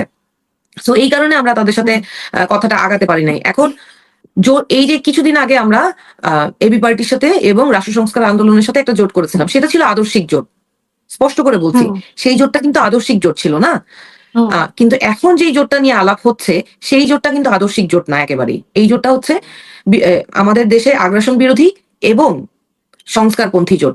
শুধুমাত্র নির্বাচনে আমরা যাতে সংস্কারের জায়গাটা থেকে স্ট্রংলি আমরা আগাতে পারি, দল হিসেবে আমাদের সেই জায়গাটা থেকে এক জায়গায় আসার প্রচেষ্টা। এবং দলের ভিতর যে যেই মতের কথা বলছেন, যে আমাদের দলের 2/3 না তার চেয়েও বেশি মানুষ যারা কেন্দ্রীয় কমিটিতে আছেন, তারা দলের সিদ্ধান্ত, যেটা দলের স্বার্থে এবং দেশের স্বার্থে, যে সিদ্ধান্তটা আসলে সমীচীন, যেটা দেশের স্বার্থে সংস্কারের পক্ষে, যেই সিদ্ধান্তটা সমীচীন সেইটার পক্ষে আছে। আর যারা যে 30 জনের কথা আপনি বললেন, ওই 30 জনের মধ্যেও কয়েকজন মত পরিবর্তন করছেন এই মুহূর্তে, আমি আপনাকে এটা বলতে পারতাম। তো আপনি বলছেন যে মানে আপনারা বলছেন বা আপনি বলছেন যে আগ্রাসন বিরোধী এবং সংস্কারের পক্ষে, কিন্তু আমরা তো জানি যে আপনারা নির্বাচনী জোট করছেন। এখানে আগ্রাসন বিরোধী এবং সংস্কারের পক্ষে মানে নির্বাচনী জোট, হ্যাঁ, আগ্রাসন বিরোধী সংস্কার এক জিনিস, আর হচ্ছে যে নির্বাচন আরেক জিনিস। না, আমি আপনাকে বলি, ধরেন আমরা আবারও স্পষ্ট করি, আমরা প্রথম থেকে বলেছি যে যেই রাজনৈতিক দলগুলো সংস্কারের পক্ষে থাকবে এবং যেই রাজনৈতিক দলগুলো এই এই স্বৈরশাসনের পতনের পক্ষে থাকবে, সেই রাজনৈতিক দলগুলোর সাথে আমাদের জোটে যাওয়ার সম্ভাবনা আছে। এবং জোট, এই যে জোট, এইটা আদর্শিক জোট না। এই যে জোটের আলোচনা হচ্ছে, ধরেন তারা তো একটা ইসলামিক রাজনীতি করে, যাদের সাথে জোটের আলোচনার বিষয়ে আপনি ইঙ্গিত করছেন। আমরা তো মধ্যপন্থার রাজনৈতিক দল না। আবার আমরা একটা গণতান্ত্রিক রাজনৈতিক দলও। যেই 30 জন মত ব্যক্ত করেছেন যে তারা ওই স্পেসিফিক দলটার সাথে জোটে যেতে চায় না, এটা তো তাদের গণতান্ত্রিক অধিকার, সেটাকেও আমরা সম্মান জানাই। কিন্তু দিন শেষে গণতান্ত্রিক প্রক্রিয়ায় যেই পক্ষ বেশি ভূমিকা, মানে যে পক্ষের ভোটটা বেশি পড়বে সেই পক্ষের সিদ্ধান্ত অনুযায়ী সিদ্ধান্তটা হবে। আর তার চেয়ে বড় কথা হচ্ছে, এটা একেবারেই নির্বাচনী জোট এই জন্য যে এই নির্বাচনটা তো শুধু জাতীয় নির্বাচন না, এটা গণভোটও। এবং গণভোটে যারা ক্যাম্পেইন করছে তারা সেই সকল সমস্ত রাজনৈতিক দল একটা ব্যানারের আন্ডারে আলটিমেটলি এক হয়ে কাজ করবে, এটাই স্বাভাবিক। যারা না ভোটের ক্যাম্পেইন করছে তাদের সাথে আসলে থাকাটা কঠিন, তাই না? তাহলে হুমায়রা, এখানে দাঁড়াচ্ছে যে মানে আপনাদের আদর্শিক জোট একটা আর হচ্ছে নির্বাচনী জোট আরেকটা। মানে আপনাদের সাথে আদর্শিক ভাবে আপনাদের সাথে জামাতের সাথে যায় না, কিন্তু আদর্শিক ভাবে আপনার গণপরিষদ, এবি পার্টির সাথে আপনাদের আরেকটা হচ্ছে রাষ্ট্র সংস্কার মনে হয় সংগঠন, সেই রাষ্ট্র সংস্কার আন্দোলন, সরি, এই চারটার সাথে আপনাদের যে জোট সেটা হচ্ছে আপনাদের আদর্শিক জোট, আর এটা হচ্ছে আপনাদের নির্বাচনী জোট। আচ্ছা, গণ অধিকার পরিষদের কথা যেটা আপনি বলছিলেন সেইটা নিয়ে কিন্তু আলাপ হচ্ছিল, হ্যাঁ। কিন্তু এই যে দেখেন, আজকে যেই ভদ্রলোক ওনাদের অফিসিয়াল লেটারে দেখলাম উনি দলীয় শৃঙ্খলা বহির্ভূত কাজ করেছেন দেখে উনি বহিষ্কৃত হয়েছেন। উনাকে অনেক প্রশংসা করছিলেন সারোয়ার, অ্যাডভোকেট সারোয়ার সাহেব। কিন্তু আমি নিজে জানি যে উনি সারা বছর, উনার নিজস্ব কোনো রাজনীতি ছিল না, দলীয় কোনো রাজনীতি ছিল না। উনি মুখ খুললেই এনসিপির বদনাম করেছে, উপদেষ্টাদের বদনাম করেছে, উপদেষ্টাদের সমালোচনা করেছে, এনসিপি কে জড়িয়ে এনসিপি কে কটাক্ষ করেছে, কোনো ভ্যালিড গ্রাউন্ড ছাড়া উনি অকথ্য বকাবকি করেছে। এবং উনাকে আমি বিভিন্ন শোতে অনুরোধ করেছি যে ভাই নিজের রাজনীতিটা করেন, তাহলে আপনার রাজনীতিটা দাঁড়াবে। আজকে যদি উনি নিজের রাজনীতিটা করতো তাহলে এলাকায় উনার নিজ এলাকায় উনি ইলেকশন করতে গেলে কাফন মিছিল নামতো না, হ্যাঁ। তো এবং গণ অধিকার পরিষদের সাথে যখন আমাদের জোটের আলাপটা হয়, সেই জোটে উনি ভেটো দিয়েছেন। আজকে উনি ওনার দল ছেড়ে বিএনপিতে যোগ দিয়েছেন, কারণ উনি জানেন যে উনার নিজস্ব কোনো রাজনীতি নাই এবং উনি উনার নিজের প্রতীকে দাঁড়ায় নির্বাচন করলে উনি জিততে পারবেন না। আমরা যখন কোনো জোটে যাচ্ছি বা যাওয়ার কথা হচ্ছে, সেই ক্ষেত্রে কিন্তু এই ব্যাপারটা খুবই স্পষ্ট যে আমরা শাপলাকলিতেই নির্বাচনটা করব, আমাদের প্রার্থীরা অবশ্যই শাপলাকলিতে নির্বাচন করবে। এই যে আরপিওটা এসছে, এই আরপিও এসে এই যে রাজনৈতিক সুবিধাভোগীদের চেহারা কিন্তু উন্মোচন করে দিয়েছে, হিসেব করে দেখেন। জি হুমায়রা, অসংখ্য ধন্যবাদ আপনাকে। আমি অ্যাডভোকেট মামুন মাহবুব আপনার কাছে যেটা শুনতে চাই যে এই যে নির্বাচন ঘিরে যে বদল, মানে দল বদল একদিকে, আরেক হচ্ছে জোট বদল, তো আপনার এখানে আমরা কি দেশকে বড় করে দেখবো নাকি আসলে রাজনৈতিক জেতাটাকে, মানে আমরা এমপি হব সেটাকে আমরা বড় করে দেখছি? আপনার কাছে শুনতে চাই সৈয়দ মামুন মাহবুব, আপনার মাইক্রোফোনটা আপনার থেকে মিউট করা মনে হয়। শুনতে পাচ্ছেন এবার আমাকে? এখন শুনতে পাচ্ছি, হ্যাঁ। না, এগুলো তো স্বাভাবিক। আপনি এটা দেখেছেন যে এটা কেবল শুরু। আপনি এই সুবিধাবাদের রাজনীতি, নানা তাত্ত্বিক কথা বলে জনগণকে বিভ্রান্ত করা, এটা তো কেবল শুরু। এটা আমাকে শুনতে পাচ্ছেন? হ্যাঁ, আপনাকে শুনতে পাচ্ছি। তা আমি একা হয়ে গেছি কেন? আপনারাও আসেন। হ্যাঁ, আসতেছে। জি, সবাই আসুক, নাহলে মনে হয় একা একা আছে। তো এইটা তো আপনি, তাও তো ভালো যে আপাতত না হয় এবারের মতো নির্বাচনে আওয়ামী লীগ নাই। আওয়ামী লীগ নর্মাল নিয়মে ইলেকশন করতে পারলে আপনি আরো দেখতেন কাহিনী। আওয়ামী লীগের সঙ্গে যাওয়ার জন্য, জিতার জন্য কিরকম। কারণ দিন শেষে কি দাঁড়ালো? দিন শেষে দাঁড়ালো যে ধানের শীষ মার্কা নিলে জিতা কনফার্ম। এটাই তো বাংলাদেশের ব্যাপার। বাংলাদেশে ঐক্যবদ্ধ আন্দোলনের পরে ভোটের রাজনীতিতে কখনোই জোটরা সুবিধা করতে পারে জোটের অন্যান্য দলগুলো, কারণ তাদের সাংগঠনিক শক্তি এত কম থাকে আরেকটি রাজনৈতিক দলের সঙ্গে। আপনাদের মনে আছে কিনা জানি না, বা অনেকে হয়তো ছোট, 90-এর গণভুত্থানের পর 91-তে শেখ হাসিনার নেতৃত্বে 8 দলীয় জোটে তদানীন্তন, এখন যেটা কমিউনিস্ট পার্টি, ওই তখনও কমিউনিস্ট পার্টি ছিল, ন্যাপ মুজাফফর ছিল, তাদের এখনকার এই যে বিএনপির সঙ্গে 12 দল বা এনসিপি বা গণ অধিকার এদের মতো ছোট দল না।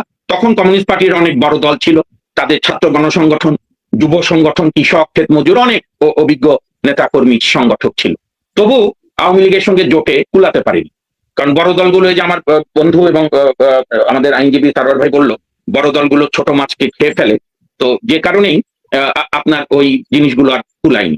তারপরে 8-এর যে নির্বাচনে 14 দলীয় জোট হলো, মহাজোট হলো, জাতীয় পার্টি একটা ভালো শক্তি ছিল, বাট আওয়ামী লীগই নেতৃত্ব দিয়েছে। 2001-এ যে বেগম জিয়ার নেতৃত্বে যে 4 দলীয় জোট, অর্থাৎ আজকে বিএনপি, জামাতে ইসলাম, জাতীয় পার্টির হচ্ছে এই যে ইয়ার বাবা, ওর নাম কি আমাদের আন্দালিবের বাবা, জাতীয় পার্টি নাজিউর মঞ্জুর, আর বোধহয় ইসলামী ঐক্য খেলাফত বা সামথিং একটা। এবং সেখানেও জামাত কয়টা বোধহয় 15টা না 13টা সিট নিয়েছিল, সেখানেও বিএনপির অ্যাবসলিউট মেজরিটি ছিল। তো 91 সালেও জামাত এবং বিএনপি জামাতের সঙ্গে কিছু কিছু ক্ষেত্রে অ্যাডজাস্টমেন্ট করেছিল এবং নির্বাচনে জয় লাভ করেছিল। আবার 2008-এ আওয়ামী লীগ ভূমিধস বিজয় লাভ করে মহাজোট এরশাদ সহ, রাশেদ খান মেনন সাহেব, ইনু সাহেবদের দল সহ। তো প্রশ্ন সেইখানে না, প্রশ্ন হচ্ছে যে সর্বোচ্চ সাংবিধানিক পদধারী ব্যক্তিরাও পদত্যাগ করে এমপি ইলেকশন করছেন, অনেক বিচারপতি, সাবেক বিচারপতিরাও এমপি ক্যান্ডিডেট হচ্ছেন। কারণটা এখন পর্যন্ত বাংলাদেশে একবার এমপি হওয়া মানে 2-3 প্রজন্ম আর কোনো কিছু ইনকাম করতে হবে। এবং সেই অবস্থায় ডক্টর মোহাম্মদ ইউনূসের নেতৃত্বে এই অন্তর্বর্তী সরকার এই ব্যবস্থায় চালু রেখেছে। এখানে সংস্কার কমিশনের নামে হারুনের ভাতের হোটেল বন্ধ হওয়ার পর আলী রিয়াজের স্যান্ডউইচ, ইন্টারকন্টিনেন্টালের ফাস্টফুড স্ন্যাক্সের হোটেল, যেটা বিএনপি নেতা সালাউদ্দিন সাহেব বলেছে যে খানা পিনা হয়। এবং আমি জুলাই সনদ পড়েছি, এই জুলাই সনদে যারা স্বাক্ষর করেছে বা জুলাই সনদকে নিয়ে যারা গণভোট করতে চায় তাদেরকে একদিন জাতির কাছে জবাব দিতে হবে যে জুলাই সনদে মুক্তিযুদ্ধকে অপমান করা হবে। মুক্তিযুদ্ধের কোনো অস্তিত্ব রাখেনি জুলাই সনদের ভূমিকায়। এবং দিন শেষে জুলাই সনদ আর কিছুই না, আমাদের প্রথম সংবিধানেরই নানাভাবে ঘুরায় ফিরায় একটা না। কারণ আমাদের প্রথম সংবিধান 72-এর সংবিধান। আমি আপনার টকশোয় চ্যালেঞ্জ ছুড়ে দিয়েছিলাম, আমি চ্যানেল আইতেও চ্যালেঞ্জ ছুড়ে দিয়েছিলাম এই রাজনৈতিক দলগুলোকে, শুধু না এই আলী রিয়াজ সাহেবকে, যে আসেন আমার সঙ্গে তর্কে বসেন, বা আপনি কোন জায়গায় বসতে চান। 72-এর প্রথম সংবিধান মুক্তিযুদ্ধের রক্তের মধ্য দিয়ে 30 লাখ শহীদের আখরে লেখা, 2 লাখ মা বোনের সম্ভ্রমের বিনিময়, বাঙালি জাতির প্রথম জাতি রাষ্ট্র, অসাম্প্রদায়িক বাংলাদেশ, ধর্মভিত্তিক রাজনীতি না, ধর্মের সুরসুরি না, পাকিস্তানি ধারণার রাজনীতি না। সেইখানে 72-এর সংবিধানে জরুরি আইন জারির বিধান ছিল না। পরবর্তীকালে বঙ্গবন্ধু 73 সালে জরুরি আইন বিধান জারি করলো, 74-এ স্পেশাল পাওয়ার অ্যাক্ট, 75-এ তো সংবিধানই গুড়িয়ে দিল মাহমুদ ইসলাম, আমাদের সাংবিধানিক কনস্টিটিউশন ল বাংলাদেশের রচয়িতা, যিনি শেখ হাসিনার প্রথম আমলে অ্যাটর্নি জেনারেল হয়েছিলেন। তার বইতেই আছে যে 4th অ্যামেন্ডমেন্ট অর্থাৎ বাকশাল সংবিধানকে কুঠারাঘাতে সমূলে আঘাত করেছে। এবং 96 থেকে 2001-এর শেখ হাসিনা, যে 14 থেকে 24-এর হাসিনা থেকে আলাদা, ওই সময় মাহমুদ ইসলামকে অ্যাটর্নি জেনারেল করার পর অনেক লোক বলেছিল শেখ হাসিনার কাছে সে তো আপনার আব্বার বাকশালের বিরোধিতা করেছে, বলেছে এটা তার মত, বাট লয়ার হিসাবে তাকে আমরা অ্যাটর্নি জেনারেল রাখতে চাই। এবং লাস্ট মাহমুদ ইসলামের আমলটাই ছিল বাংলাদেশে অ্যাটর্নি জেনারেল অফিসের স্বর্ণালী যুগ, যে দলবাজ উনি হননি। আমার সৌভাগ্য হয়েছে প্রথম জীবনে ওনাকে নিয়ে ওনার সঙ্গে সাহচর্য পাওয়া। উনি পদত্যাগ পত্র পকেটে নিয়ে রাখতো, অর্থাৎ আওয়ামী লীগের যেটা 2001 থেকে আজ পর্যন্ত চলছে, এই আমলে ইউনূসের আমলে কোনো জামানার চেঞ্জ হয়নি, শুধু কথার ফুলকি ঝরানো ছাড়া। তো যাই হোক, মাহমুদ ইসলাম পদত্যাগ পত্র পকেটে নিয়ে ঘুরতেন, যে কেউ বাধা দিলে, কেউ ডিস্টার্ব করলে আমি পদত্যাগ করবো। এনিওয়ে, সেটা আরেকটি বিতর্ক। তো সুতরাং আমি যেটা, এই যে কোন দল কার সঙ্গে সমঝোতা করলো, কোথায় ভোটে গেল না গেল, এটা যার যার দলের স্বাধীনতা। এবং ভোটের মাঠে যাবে, ভোটের যুদ্ধে যেন কোনো দল ভণ্ডামি না করে, সব দল যেন প্রকৃত মনের কথা বলে। যেরকম আমাদের এই আন্দোলনের সময় ভণ্ডামি করেছে, আন্দোলনে তীরহারাই ঢেউয়ের সাগর আমরা পাড়ি দেব রে, আমরা বদলটা শেষ মুহূর্তে এই যে বদল মানে নিজের দল ছেড়ে অন্য দলে আসা নির্বাচনে জেতার জন্য, সেটাকে কি আপনি ভণ্ডামি বলবেন? তো সুবিধাবাদী রাজনীতি, গণতান্ত্রিক ব্যবস্থা এরকম আরো হবে। সরকারের মধ্যে দল গঠন হয়, সরকার যে দলের রাজনৈতিক নিবন্ধন নাই, ইউনূস সাহেব প্রথম দিনই তার নিরপেক্ষতা ভেঙেছে। প্রতিনিয়ত কোনো ক্রাইসিস হলে 3 দলকে ডাকে, জামাত, বিএনপি, এনসিপি। তো বাকি দলগুলোর কোন ইজ্জত থাকলে তারা যেতই না। ওরা কি নমশূদ্র, এরা ব্রাহ্মণ 3 দল? তখন পর্যন্ত এনসিপিকে ডাকছে যখন পর্যন্ত এনসিপির কোনো রেজিস্ট্রেশন হয়। তো সুতরাং ইউনূস সাহেব তো তার আপনার নিরপেক্ষতা বহু আগে হারিয়েছে, এবং আজকে পুরো বাংলাদেশকে একটা ঝুঁকির মধ্যে উনি ফেলে দিয়েছে আপনার নানা রকম উন্মাদনা। আমি তো বারবার আজকে অনলাইনে দেখেছি গত কয়েকদিনে, আমার মনে আছে দৈনিক সংগ্রাম, যেটা জামাতের পত্রিকা, সেইখানে সম্পাদক আবুল আসাদ সাহেব, একজন বয়স্ক সাংবাদিক সম্পাদক, তাকে মুক্তিযুদ্ধ প্রজন্মের কথা বলে ছেলেরা, আওয়ামী লীগের লোকজন তাকে অফিস থেকে টেনে হিস্ট্রি নামিয়েছিল। আমি তখন জীবনের রিস্ক নিয়ে আমি প্রতিবাদ করেছিলাম যে হতে পারে জামাত যুদ্ধাপরাধীদের দল, কিন্তু কোন সম্পাদককে এইভাবে একজন সিনিয়র সিটিজেনকে অপমান করা, তাকে হেনস্থা করা কোনো অধিকার বাংলাদেশ দেয়নি।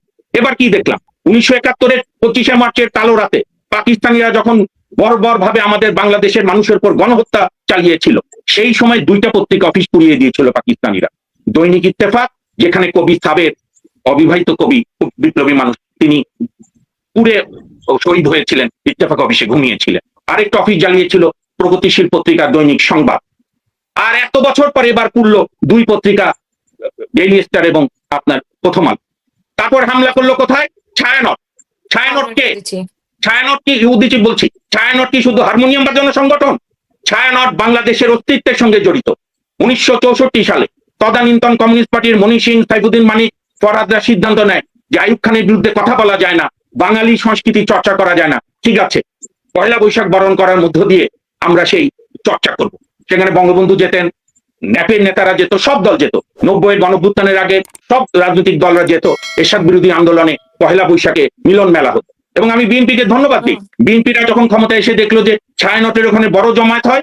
ছায়ানটের কোন জায়গায় অনুষ্ঠান হয় আপনারা জানেন তো, এখন যেটা চাইনিজ আছে, চাইনিজ রেস্টুরেন্ট, সেইটার সামনে, অর্থাৎ ঐতিহ্যবাহী রমনার বটমূল বলে। তার ওই লেকের ওই পারে বিএনপির আইনজীবী, বিএনপির জাথা স্যার আরেকটা বর্ষবরণ করতেন। আমরা উপভোগ করতাম, দুই অনুষ্ঠানই যেতাম। কারণ পহেলা বৈশাখ হচ্ছে আমাদের সবচেয়ে সার্বজনীন উৎসব। আমরা এখানে এসে শুনলাম হঠাৎ করে 47-কে স্মরণ করতে হবে, 72-এর সংবিধান ফেলে দাও। এগুলো এটা কি আন্দোলনের কোনো শর্ত ছিল? ছাত্রদের আন্দোলন ছিল কোটা, রাজনৈতিক দলগুলো সেটার মধ্যে ঢুকে গিয়ে চেয়েছে হাসিনার পতন। আমরাও চেয়েছি, কারণ সে গণতন্ত্র দেয় না। ওই দিন তো আন্দোলনের শর্ত ছিল না যে এক এক করে এই করব সেই করব, আওয়ামী লীগকে নিষিদ্ধ করব। আপনি আওয়ামী লীগকে রাজনৈতিক কার্যক্রম নিষিদ্ধ করেছেন, আপনি, এটা তো আন্দোলনের ম্যান্ডেট ছিল না। আমরা এরশাদ বিরোধী আন্দোলন করেছি, এরশাদকে নিষিদ্ধ করিনি। মুসলিম লীগের বিরুদ্ধে 54 যুক্তফ্রন্ট হয়েছে, 21 দফা, যুক্তফ্রন্ট নিষিদ্ধ হয়নি, মুসলিম লীগ নিষিদ্ধ হয়নি। তার রাজনীতি হারিয়ে গেছে, জনগণ প্রত্যাখ্যান করেছে। আজকে তো এটাই গর্বের হতো। আমি তো মনে করি বিএনপি, যারা মূল বড় দল, তারা তো আনন্দ পেত যে আওয়ামী লীগের সঙ্গে নির্বাচনে প্রতিদ্বন্দ্বিতা করে, কথার কথা আওয়ামী লীগ ধরেন 5টা সিট পেত, যদি অনেকে মনে করে। আমি তা মনে করি না, কারণ এই যে এই এনসিপি, গণ অধিকার আন্দোলনের বিভিন্ন শক্তি, তাদের এই যে পাকিস্তানপনা রাজনীতি এবং বাংলাদেশের মুক্তিযুদ্ধকে অপমান করা, 8ই আগস্টের পরও মব চালানো, 5ই ফেব্রুয়ারি ঘোষণা দিয়ে গিয়ে 32 ভাঙা, এবং হাসিনার রাজনৈতিক বয়ানকে প্রতিষ্ঠিত করেছে এই দলগুলো জামাতের নেতৃত্বে।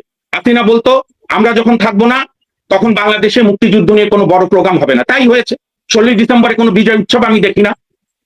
হাসিনা বলতো আমি না থাকলে বঙ্গবন্ধুকে অপমান করবে তার মুক্তিযুদ্ধের অবদানের জন্য। তাই হয়েছে। এবারও 32 ভাঙতে গেছে, হাসিনার রায়ের দিনও 32 ভাঙতে গেছে। আরে আপনি রাগের মাথায় যা করবেন 5 থেকে 8ই আগস্ট পর্যন্ত তাৎক্ষণিক প্রতিক্রিয়া রাগ হতেই পারে, কিন্তু আপনি 8ই আগস্টে একটা সরকার আসার পর আপনি কিভাবে এই মবকে অ্যালাউ করেন? ওই যে ইউনূস সাহেবের যে প্রেস সচিব, কি টাইটেল আছে আমি আর নাইবা বললাম, সে কিছুদিন বলেছিল না, শফিকুল আলম মনে বলছিলেন যে মানে এটা হচ্ছে এটা প্রেশার গ্রুপ। তো নিজে যখন ওই যে উত্তরে জামাত, কিন্তু এটা কি আমি শেষ করি, ক্ষোভেরও তো একটা বহিঃপ্রকাশ, তাই না? আরে ক্ষোভের বহিঃপ্রকাশ 5 থেকে 8 না, ক্ষোভের বহিঃপ্রকাশ 5 থেকে 8ই আগস্ট না। শেষ করবেন মাহবুব ভাই। হ্যাঁ শুনেন, ঘৃণা দিয়ে দেশ গড়া যায় না। যারা অপরাধী তাদের প্রতিনিয়ত বিচার হোক। এখন পর্যন্ত জুলাই থেকে 5ই আগস্ট পর্যন্ত যে শয়ে মামলা হয়েছে, তারর ভাই তো প্র্যাকটিসিং লয়ার, তারর ভাই বলুক সেই মামলার একটারও চার্জশিট হয়নি।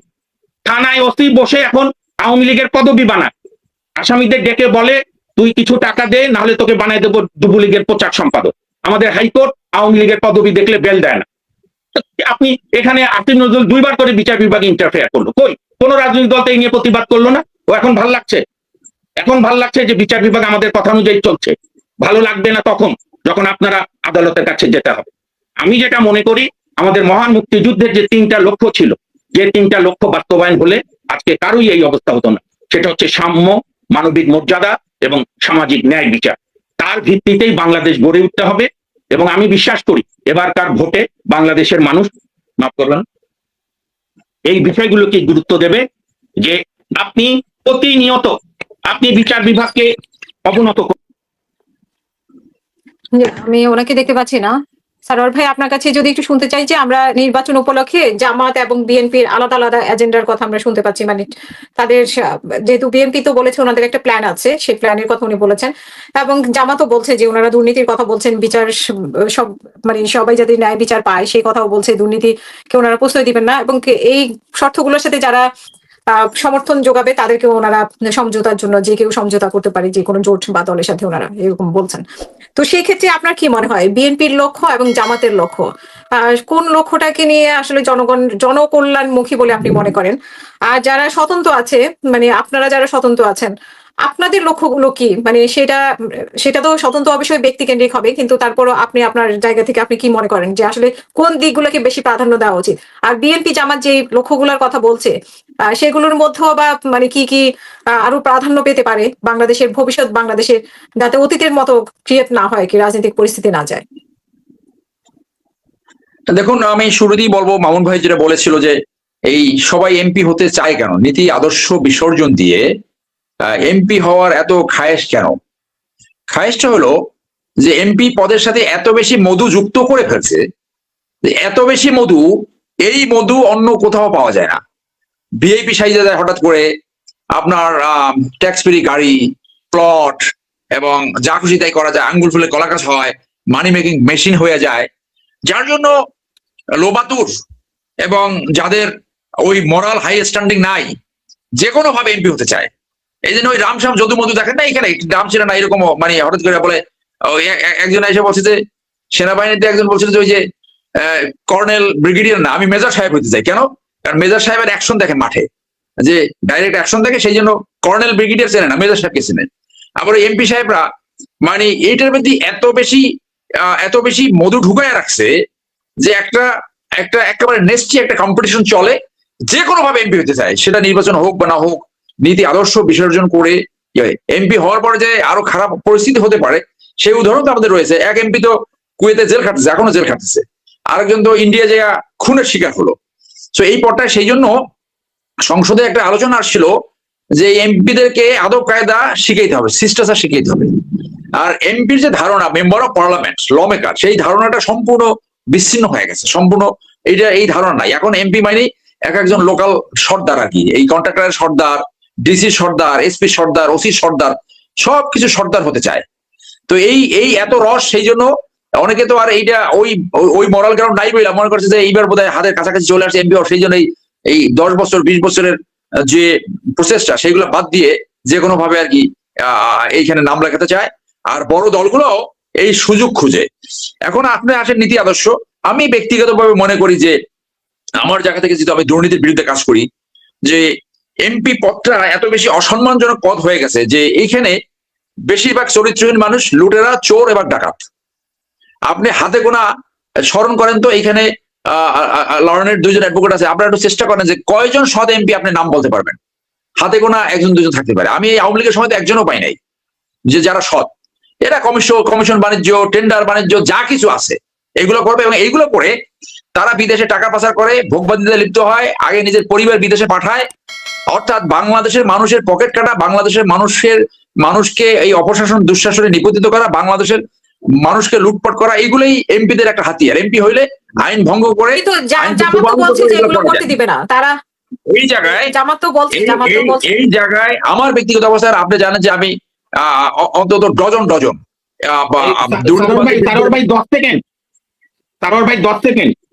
বলেন। আপনি না একটা কোন দল বলে নির্বাচনের আগে যে আমরা গিয়ে লুটপাট করব, আমরা গিয়ে অসৎ হব?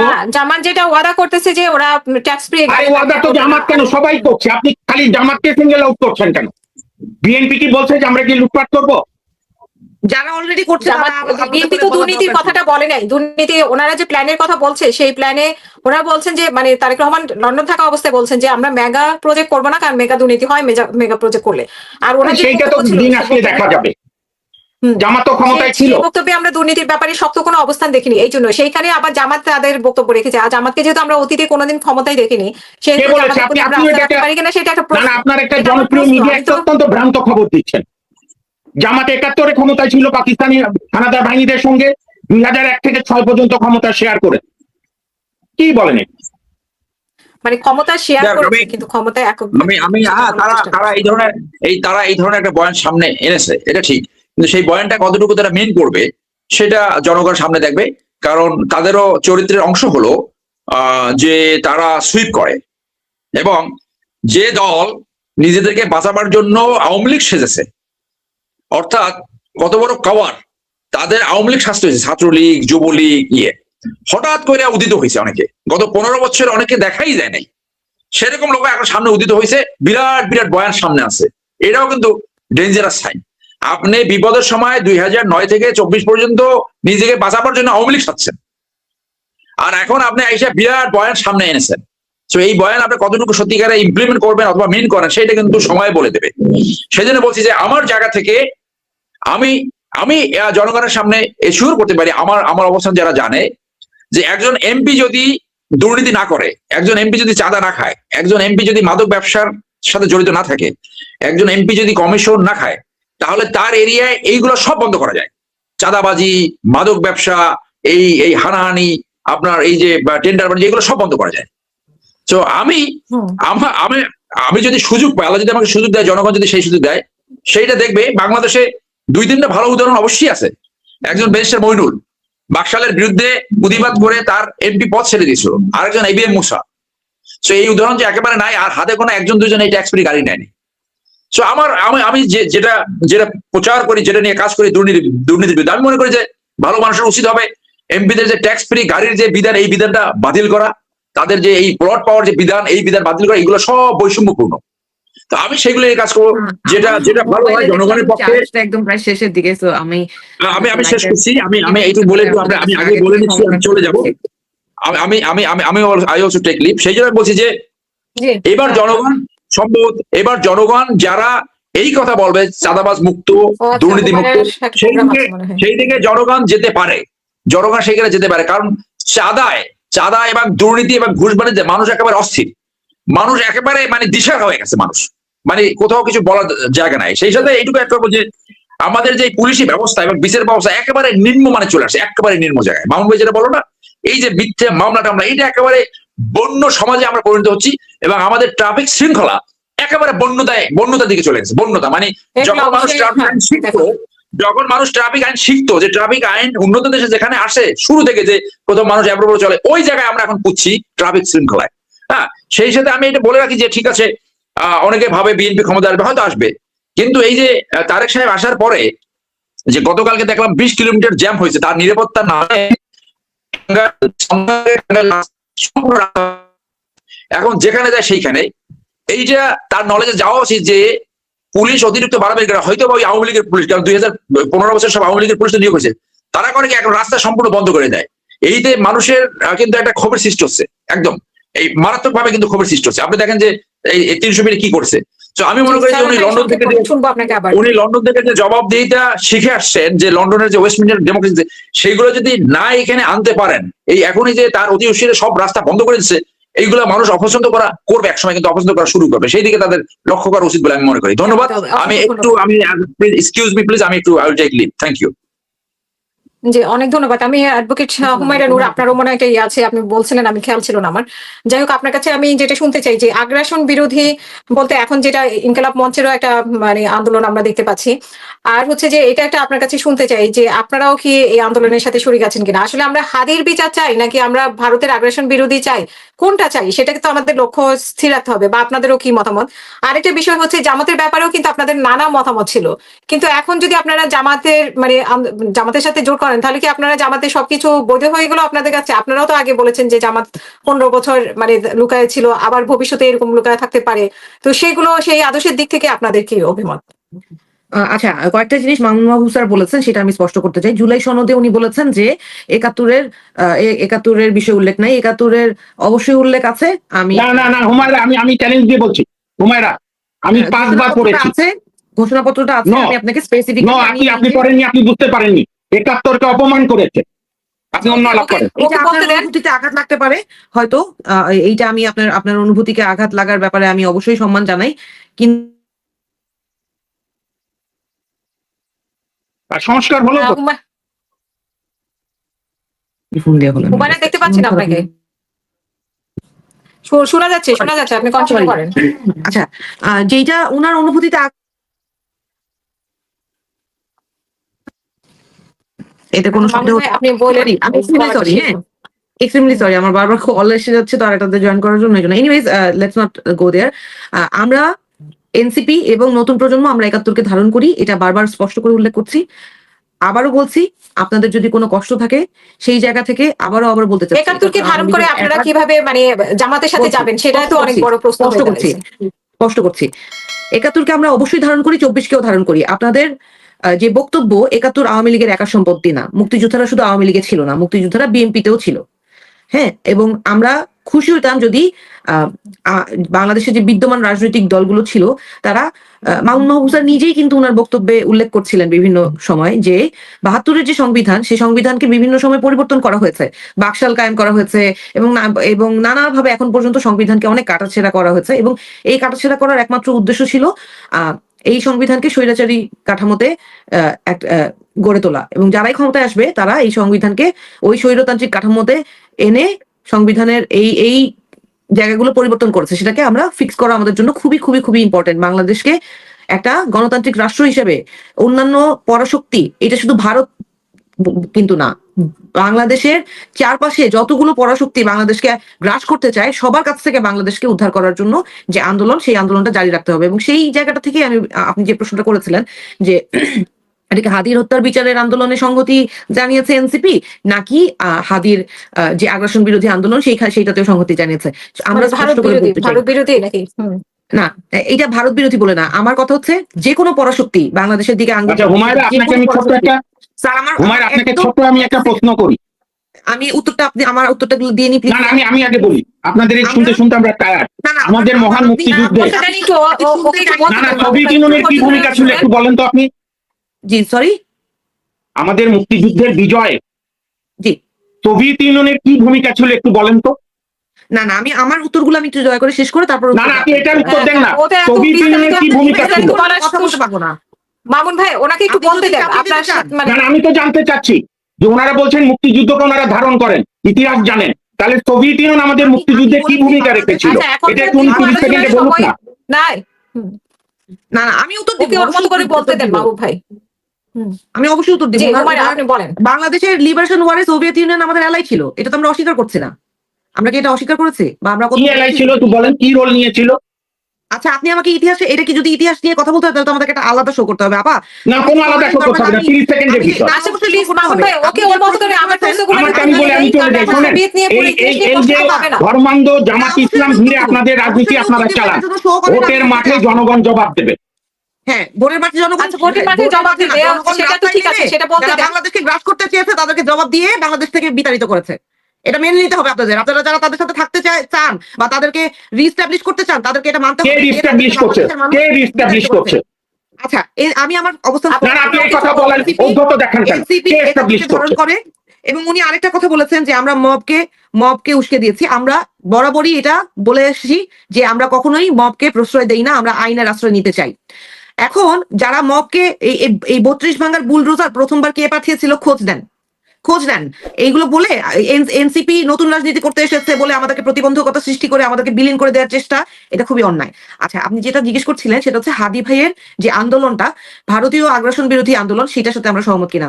আমি যেটার উত্তরে আমি বলতে চাই সেটা হচ্ছে আমরা বাংলাদেশে যতগুলো পরাশক্তি বাংলাদেশকে গ্রাস করতে চাবে আমরা সেটার বিরুদ্ধে। যখন করিডোর নিয়ে আলোচনা হচ্ছিল তখনও কিন্তু আমরা স্পষ্ট করে বলেছি যে এই করিডোর বাংলাদেশ দিবে কি দিবে না শোনা যাচ্ছে না, আপনি করে বলছি। আপনি যখন কথা বলেছেন আমি কিন্তু কথা বলিনি, আপনার কাছে 2 হাত জোর করে অনুরোধ করছি, কথা বলতে দিতে হবে, অনুরোধ করছি। হুমায়রা আমার আরেকটা প্রশ্ন ছিল আপনার কাছে যে আপনারা যে জামাতের সাথে করছেন, জামাতের সাথে জোটের বিষয়টা, জামাতের সাথে আমরা একেবারেই আদর্শিক জোটে যাচ্ছি না। জামাতের সাথে আমাদের স্পষ্ট প্রশ্ন ছিল যে আপনারা 71 বিষয়ে অবস্থান স্পষ্ট করেন। আমরা এটা আগেও বলেছি, আবারও বলেছি, জামাত এই বিষয়ে স্পষ্ট বলেছে যে 71-এ তাদের যে অবস্থান ছিল সেই বিষয়ে তারা লজ্জিত এবং তারা এটা কি আপনাদের দ্বিচারিতা না যে আপনারা আদর্শের দিকে মিল নাই তারপর আপনাদের সাথে তাদের সাথে যাবেন শুধুমাত্র ভোটে জেতার জন্য? এটা কি আপনাদের দ্বিচারিতা না? এটা অবশ্যই ক্লিয়ার হইতে হবে আপা। আমি ব্যক্তিগতভাবে যারা বাংলাদেশ বিরোধী ছিল তাদের সাথে আমি যাবো কিনা সেইটাও আমার একটা ব্যক্তিগত অবস্থান থাকতে পারে, কিন্তু আপনি এখন যে বাংলাদেশের যে পারিপার্শ্বিক পরিস্থিতি, আমি প্রথমেই উত্তরটা দিয়েছি যে যারা ঢালাও ভাবে চাঁদাবাজি করছে তারা বাংলাদেশকে ধ্বংস করছে, আপনি তাদের সাথে কিভাবে যাবেন আপনি বলেন? একটা মুদি দোকানের আপনারা তো তাদের সাথেও যেতে চাইছেন, আপনাদের তো তাদের সাথেও সমঝোতা হয়নি দেখে আপনারা এখন জামাতের সাথে যেতে চাচ্ছেন। না চাঁদাবাজি কোন দল না করছে প্রস্তাব করেছিল আপা, কথাটা আমাদের হয় কি দুঃখটা কি জানেন, আমাদের এক্সপ্লেনেশনটা কেউ শুনতে চায় না। আমাদেরকে তারা যে প্রস্তাব করেছে সেই প্রস্তাবের জামাত এবং বিএনপি যেই কোনো রাজনৈতিক দল আমাদেরকে যারাই জোটের প্রস্তাব করেছে তাদের জন্য আমাদের শর্ত খুবই স্পেসিফিক ছিল, এখনো সেই একই শর্ত আছে যে সংস্কারের প্রশ্নে যারা ঐক্যমত থাকবে, যারা দুর্নীতি বিরোধী আন্দোলনে ঐক্যবদ্ধ থাকবে, যারা ওই বিষয়ে যারা স্পষ্ট অবস্থান নিবে তাদের সাথে আমরা যাব, এবং এই কথা কিন্তু আমরা একচুলও নড়ি নাই। সুতরাং বিএনপির সাথে আমরা কেন জোটে এখন পর্যন্ত একমত হতে পারছি না? এখন পর্যন্ত বিএনপি বলুক যে তারা দুর্নীতি বিরোধী অবস্থানে একদম স্পষ্ট থাকবে, শক্ত থাকবে, তা বলতে পারবে না, কারণ তারা জানে এই কন্ট্রোল তাদের কাছে নাই। যারা তারেক রহমান এটা বলতে পারবেন কিনা আমি জানি না, তবে আমি চাই উনি এটা বলতে পারুক। তো জামাতের কাছে আচ্ছা। আছে, আপনি কিভাবে বুঝলেন? আপনি জামাতের আমি আমি আমি তা বারবার বলছি, আদর্শিক জোট না, এটা নির্বাচনী জোট। শুধুমাত্র সংস্কারের প্রশ্নে ওনাদের অবস্থান স্পষ্ট করেছে, এই জন্য আমরা ওনাদের সাথে জোটে যাওয়ার যে দলীয় সিদ্ধান্ত, সেটা আমার একক সিদ্ধান্ত না, এটা অবশ্যই দলীয় সিদ্ধান্ত, এবং আমি দলীয় সিদ্ধান্তকে সমর্থন জানাই। That's it. এবং জামাতের অনেক দায় আছে, বিএনপিরও অনেক দায় আছে। আপনি যদি ইভালুয়েট করেন এই সবার দায়ের জায়গা থেকে আপনি আমাদের অবস্থানটা দেখেন, আমরা যেই জায়গায় স্পষ্ট অবস্থান নেই সেই জায়গায়ও মানুষ কিন্তু আমাদেরকে দোষ চাপিয়ে দেওয়ার চেষ্টা করে, দায় চাপিয়ে দেওয়ার চেষ্টা করে। বুলডোজার পাঠায় একদল 32-এ, বলে এনসিপি মক ক্রিয়েট করছে। অথচ এই নতুন প্রজন্মের ছেলেরা ট্রাফিক পুলিশের পাহারা দিয়েছে। আজকে ট্রাফিক পুলিশে যারা কাজ করছে তাদের মনোবল বৃদ্ধি করার জন্য কোনো চেষ্টা এই সরকার করে নাই, সেটা নিয়ে কেউ কথা বলে না। আপনি দেখেন, একটু আগে বললো যে বিচার বিভাগ নাকি জামিন দিচ্ছে না আওয়ামী লীগের পদধারী। এই যে আওয়ামী লীগের পদধারীদের বিভিন্ন মিথ্যা মামলায় যারা সরাসরি হত্যাযজ্ঞের সাথে জড়িত ছিল না, তাদেরকে মিথ্যা মামলায় জড়িয়ে দিচ্ছে কারা? সবাই জানে আপা, সবাই জানে। সুতরাং এই যে মামলাগুলো নষ্ট করা হচ্ছে এইভাবে, এতে করে বিচারিক প্রক্রিয়া নষ্ট করা হচ্ছে। আরেকটা বিষয় হচ্ছে, আমি এই প্রশ্নটা করে আমাকে আসলে চলে যেতে হবে, আমি খবর রাখি। সেটা হচ্ছে, যদি বিচার বিভাগ শুধুমাত্র আওয়ামী লীগের দলীয় পদবি থেকে জামিন না দিত, এতগুলো আওয়ামী পদধারী ব্যক্তির জামিন কিভাবে হলো? কিভাবে হাদি হত্যাকারী জামিনের ছাড়া পেয়ে এসে হাদিকে বিয়ে করলো? শুনেন, ষড়যন্ত্র কোথা থেকে হচ্ছে? বাংলাদেশের মানুষ সজাগ আছে, এবং বাংলাদেশের মানুষ এটার উত্তর নিয়েই ছাড়বে।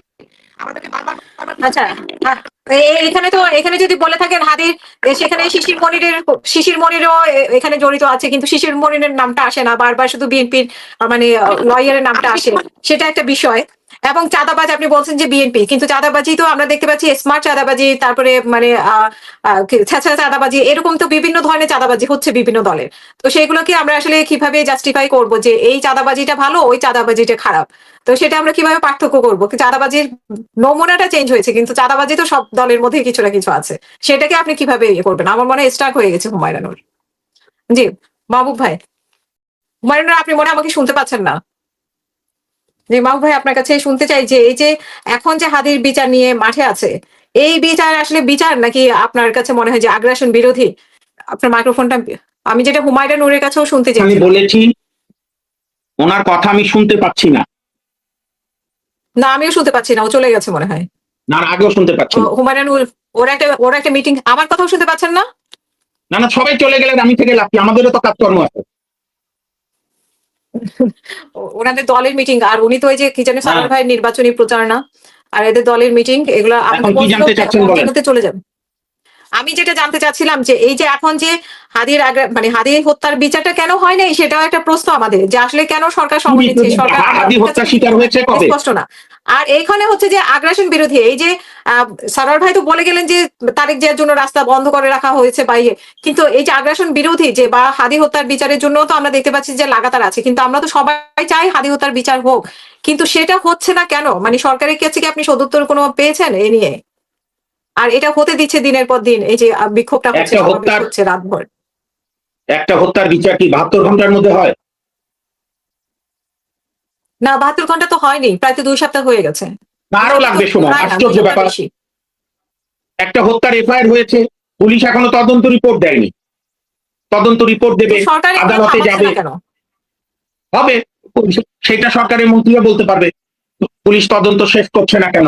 হাদির সঙ্গে সঙ্গে তো আরো 2 জন হত্যা হয়েছে, ব্রাহ্মণবাড়িয়া ময়মনসিংহে দীপু দাস, রাজবাড়িতে হয়েছে অমৃত মন্ডল। এরা কি বাংলাদেশের নাগরিক না? না এরা আপনার বাংলাদেশের 2 নম্বর সিটিজেন? এই প্রশ্নের উত্তর আপনি দেন। আপনার ওই দলের নেতাদের জিজ্ঞেস করেন এই নাগরিকদের হত্যার বিচার হয় না কেন? না, আমরা তো সবতা আপনি আবেগ দিয়ে বিচার চাই। না, তাহলে আপনাকে সময় দিতে হবে, সিস্টেমকে কাজ করতে দিতে হবে। দীপু চন্দ্র হত্যার বিচার নিয়ে তো ভারত মানে বিক্ষোভ করছে, এদিকে ভারত বিক্ষোভ করছে, এদিকে বাংলাদেশে বিক্ষোভ হচ্ছে। আমরা আসলে সাধারণ জনগণ বসে বসে দেখা ছাড়া কোনো উপায় নেই। না, সাধারণ জনগণ হাসিনার বিরুদ্ধে নেমেছিল ভোটাধিকার প্রতিষ্ঠার জন্য, অন্য পণ্ডিতি করার জন্য। অন্য যারা পণ্ডিতি করছে তারা আজকে দাঁড়ে দাঁড়ে ঘুরছে। ওই যে নূর বোধহয় চলে গেছে, থাকলে শুনতো বিএনপির সঙ্গে আপ্রাণ চেষ্টা করেছে, সুবিধা করতে পারিনি। তো যার যেখানে ইচ্ছা, ছোট এটা তো দল যে সবাই যেখানে জানে। যেতে চায় তার ব্যাপার। আমি এখন আল্লাহর কাছে একটাই প্রার্থনা করি যে 12 ফেব্রুয়ারি যেন ভোটটা হয় এবং সেই ভোট যেন সুষ্ঠু হয়। আমি জানি না কিভাবে সুষ্ঠু হবে, এবং সেই ভোটের ফলাফলে বোঝা যাবে জনগণ কার সঙ্গে আছে। 17 কোটি দেশের লোক, হুম। ইভেন 5ই আগস্টে কয় কোটি লোক নেমেছিল বলেন? 5ই আগস্টে বাংলাদেশের কয় কোটি লোক নেমেছিল? আমি তো হিসাব করি নাই, বাট কোটি কোটি লোক তাহলে আছে, এরকম কয়েক কোটি লোক, আপনি, কয়েকটু আমরা এরশাদকে আন্দোলনের মাধ্যমে সরিয়েছি, শুধু 24 আন্দোলন হয়নি। 96-তে বাংলাদেশের মানুষ তত্ত্বাবধায়ক সরকারের আন্দোলন করে, 2006 আবার করেছে তত্ত্বাবধায়ক সরকারের আন্দোলন। বাংলাদেশে সেই আন্দোলনের ধারাবাহিকতায় 24-এ আবার ভোটাধিকার প্রতিষ্ঠার জন্য সর্বস্তরের মানুষ আন্দোলন করেছে। তারপরে বিভিন্ন জন বিভিন্ন তাদের আদর্শিক বা সকল বিভিন্ন বিষয় আরোপিত করেছে। এইগুলো যার যার শর্ত নিয়ে যে আমি ক্ষমতায় গেলে এই করব, ভোটে যাবে, জনগণ যাকে ভোট দেবে, যদি ভোট সুষ্ঠু হয় তাহলে বোঝা যাবে জনগণ কার সঙ্গে আছে। এবং এই নির্বাচনে ইনহেরেন্ট ত্রুটি হচ্ছে একটা বড় জনগোষ্ঠী এবং তাদের রাজনৈতিক দল আওয়ামী লীগকে ভোট করতে দেওয়া হচ্ছে না। প্রথমে এই নির্বাচন প্রশ্নের মুখে পড়ে এবং অলরেডি পড়ছে। কিন্তু এখানে মার্কিন যুক্তরাষ্ট্রে এখানে কি আপনার মনে কংগ্রেসটা হয় চিঠি তাদেরকে লিখেছে নির্বাচন, ইনক্লুসিভ তারা যেটা নির্বাচনের করে জন্য বলে। গিয়েছে তাদেরকে নির্বাচনের সুযোগ দেওয়া উচিত বলে আপনি মনে করেন কিনা? মানে তারা যেটা করে কারা গিয়েছে কারা জুলাই আগস্টে, এতগুলো মানুষ কি হয়েছে হত্যা করে জুলাই গিয়েছে, আগস্টে? এতগুলো মানুষ হত্যা করে গিয়েছে, তারপরেও তাদেরকে না না, নির্বাচনের সেই সুযোগ তো দেওয়া উচিত। সরকার হত্যা করেছে যদি অভিযোগ ধরেন। 7.5 বুলেট নিয়ে বিতর্ক আছে, আপনি সেটার বিচার না করে আপনি সিদ্ধান্ত নেবেন নাকি যে সব হত্যা সরকার করেছে? কেউ বলছে 200 পুলিশ হত্যা হয়েছে, কেউ বলছে 2000 পুলিশ। ইউনূস সাহেব এই 15 মাসে এগুলো তো চূড়ান্ত করলো। আপনি ডিসাইড করার কে? আপনি বা এনসিপি ডিসাইড করার কে? বা অমকে ডিসাইড করার কে যে এই দল নির্বাচনে অংশগ্রহণ করবে কি করবে না? জনগণকে সিদ্ধান্ত নিতে দেন। আপনি বলছিলেন যে কে যেন বলছিল, মানে অলরেডি চ্যালেঞ্জ করা শুরু করেছে, কারা চ্যালেঞ্জ করা শুরু করেছে? সাকওয়াত সাহেব নিজেই তো বলেছে এই অস্ত্র পুলিশের কাছে ছিল না, 7.5 নাকি বলে এগুলো স্নাইপার। না, তারপরে মানে শহীদের তাদেরকে সংখ্যা কি তো নির্বাচনে নির্বাচনে কি শহীদের হুমকির মুখে পড়বে, বৈধতার কি হুমকির মুখে পড়বে, এটা কে বলছে এখন থেকে? মানে মার্কিন নির্বাচনের যুক্তরাষ্ট্র বৈধতা চিঠি দিয়েছে না তাদের কংগ্রেসম্যানরা? আচ্ছা, এবং আমি তো মনে করি আপনি ভোটে আওয়ামী লীগকে পরাজিত করেন, আপনারা তো ভয় কেন? ওই যে মারিয়া নূর আমার ছোট বোনের মতো ও চলে গেছে, এনসিপি একটা চাকরি জিততে পারলো না কেন? কোথায় ওদের ছাত্র সংগঠন আর জাতীয় রাজনীতি? তাহলে পানি পাবে? মুক্তিযুদ্ধের ভিত্তিতে রাজনীতি না করে পাকিস্তানি ধ্যান ধারণার রাজনীতি মানুষ প্রত্যাখ্যান করবে এই সমস্ত রাজনীতি। এবং জামাতকে আমরা 71-এ ক্ষমতায় দেখেছি, গণহত্যায় সহযোগিতা করেছে। 2001 থেকে 2006 রাজশাহী অঞ্চলে বাংলা ভাই সহ জঙ্গিদের তারা মদত দিয়েছে এবং ইসলামী ছাত্র শিবির তাদের সংগঠন যে যে বিশ্ববিদ্যালয় দখল করেছিল 90-এর দশকে 80-র দশকে, সেখানে বহু প্রগতিশীল মুক্তিযুদ্ধে বিশ্বাসী ছাত্র সংগঠনের নেতা কর্মীদের রক্ত কেটেছে। তো সুতরাং জামাত শিবিরকে বাংলাদেশের মানুষ চেনে, ভোটের সময় আপনি দেখবেন। বিএনপি কে চেনে না? হ্যাঁ, বিএনপি কে চেনে না, মানে বিএনপি কেও চেনে না মানুষ। হুম। না, বিএনপি কেও চেনে, আওয়ামী লীগ কেও চেনে, জামাত কেও চেনে, জাতীয় পার্টি কেও চেনে। এখন মানুষ যদি ভোট দেয় আপনি কি করবেন? আমি তো খুব খুশি হতাম যদি আওয়ামী লীগ, জাতীয় পার্টি, বিএনপি, জামাত ভোট না পেয়ে অন্য একটা নতুন উদার গণতান্ত্রিক দল সবচেয়ে বেশি ভোট পেত। সেটা তো পাচ্ছে না, তারা তো নিজেরাই টের পেয়ে গেছে গণ অধিকারের রাশেদ পদত্যাগ করেছে, কয়েক পার্টি বিলুপ্ত করে ফেলেছে, বাকিগুলো বিলুপ্ত হওয়ার পথে। তো আনঅফিসিয়াল বাকশাল তো এখনই হয়ে যায়, তাই না? আপনি যুক্তি দিয়ে বলেন। হুম। তারেক রহমান আপনার মানে আসার ভিত্তিতে রাজনীতিতে কি পরিবর্তন আসলো বলে মনে করেন আপনি? মানে রাজনীতির হাওয়া বইছে, তারপরে শফিকুল আলম বলছেন যে নির্বাচন নিয়ে আর কোনো সন্দেহ থাকলো না, তারেক রহমান আসছে, এত মানুষ হয়েছে, তার মানে কি তারেক রহমান না শফিকুল আসলে আলমের নির্বাচন নিয়ে কথায় আমাদের কি সন্দেহ এসেছে? ছিল? শফিকুল আলমের কথার উত্তর দেওয়ার আমি প্রয়োজন মনে করি না। তারেক রহমানের দেশে ফেরা জরুরি ছিল, কারণ বিএনপি একটা বড় উদার রাজনৈতিক দল হিসাবে আমরা তাদের মনে করি এবং তারেক রহমান তার পিতার মুক্তিযুদ্ধের অবদানকে শুধু মুখে না, আমি মনে করি হৃদয় ধারণ করা উচিত। এবং দেশ একবারই স্বাধীন হয়, সেটা হয়েছে মুক্তিযুদ্ধের মধ্য দিয়ে। এবং মুক্তিযুদ্ধকে আওয়ামী লীগ ব্যবহার করেছে বলে মুক্তিযুদ্ধকে পরিত্যাগ করতে হবে, এই রাজনীতি যারা করে তাদের সঙ্গে কখনোই বাংলাদেশের মানুষ থাকতে পারে। এবং আমি তো ভেবেছিলাম এই বিতর্কই উঠবে না, কিন্তু জামাতের মহাসচিব বলেছে 14 ডিসেম্বরে পাকিস্তানিরা বুদ্ধিজীবীদের মারে। এই বিতর্ক তো তারা তুলছে। ঢাকা বিশ্ববিদ্যালয় ইসলামী ছাত্র শিবিরের একটা ছেলে, সে বলেছে আমাদের বীরশ্রেষ্ঠ মতিউর নাকি প্লেন হাইজাকার, আর পাকিস্তানি হানাদার বাহিনীর ক্যাপ্টেন নিহাত সে নাকি শহীদ। সেই ছেলেটার বয়স 21 বা 22 হবে, আমি তো ওর দোষ দেবো না, এটা হচ্ছে ওর শিবির এবং জামাতের রাজনৈতিক ফিলোসফি। তারা লেখাপড়া করে এই লাইন, সুতরাং তারা তো মুক্তিযুদ্ধকে ধারণ করেন, নেহাত বলতে হয় তাই বলে, তারাই তো বিতর্ক তুলছে। আপনাকে আমি বলেছি আগের প্রোগ্রামে, আমরা কেন এবার আইনজীবী আওয়ামী লীগকে নির্বাচন করতে দিলেই মুক্তিযুদ্ধ বেঁচে থাকবে, মানে আওয়ামী লীগে মুক্তিযুদ্ধকে বাঁচিয়ে রাখবে নাকি এই অন্য দলও বাঁচিয়ে রাখতে পারে? সে কথা কেউ বলছে? ধরলাম যে জামাত মুক্তিযুদ্ধকে, মানে মুক্তিযুদ্ধের তো বিরোধী ছিল, যে মুক্তিযুদ্ধকে নষ্ট করতে চাচ্ছে বা মুক্তিযুদ্ধকে বিলীন করে দিতে চাচ্ছে, কিন্তু আওয়ামী লীগ কি রক্ষা করতে পারে? মানে আওয়ামী লীগ না করে জনগণ পারবে, আপনি জনগণকে সিদ্ধান্ত নিতে দেন। হ্যাঁ, সেটাই, আপনারা লন্ডনে, ফ্রান্সে, আমেরিকায় বসে তো বাংলাদেশের ভাগ্য ঠিক করতে পারবেন। তো আওয়ামী লীগকে কিভাবে আপনি নির্বাচনে চাচ্ছেন? কারণ তারা তো দেশের বাইরে, সবাই তারা তো দেশে নাই। তাদেরকে যদি করবেন ইলেকশন, কে দেশে আছে না আছে তাদের দল ঠিক করবে।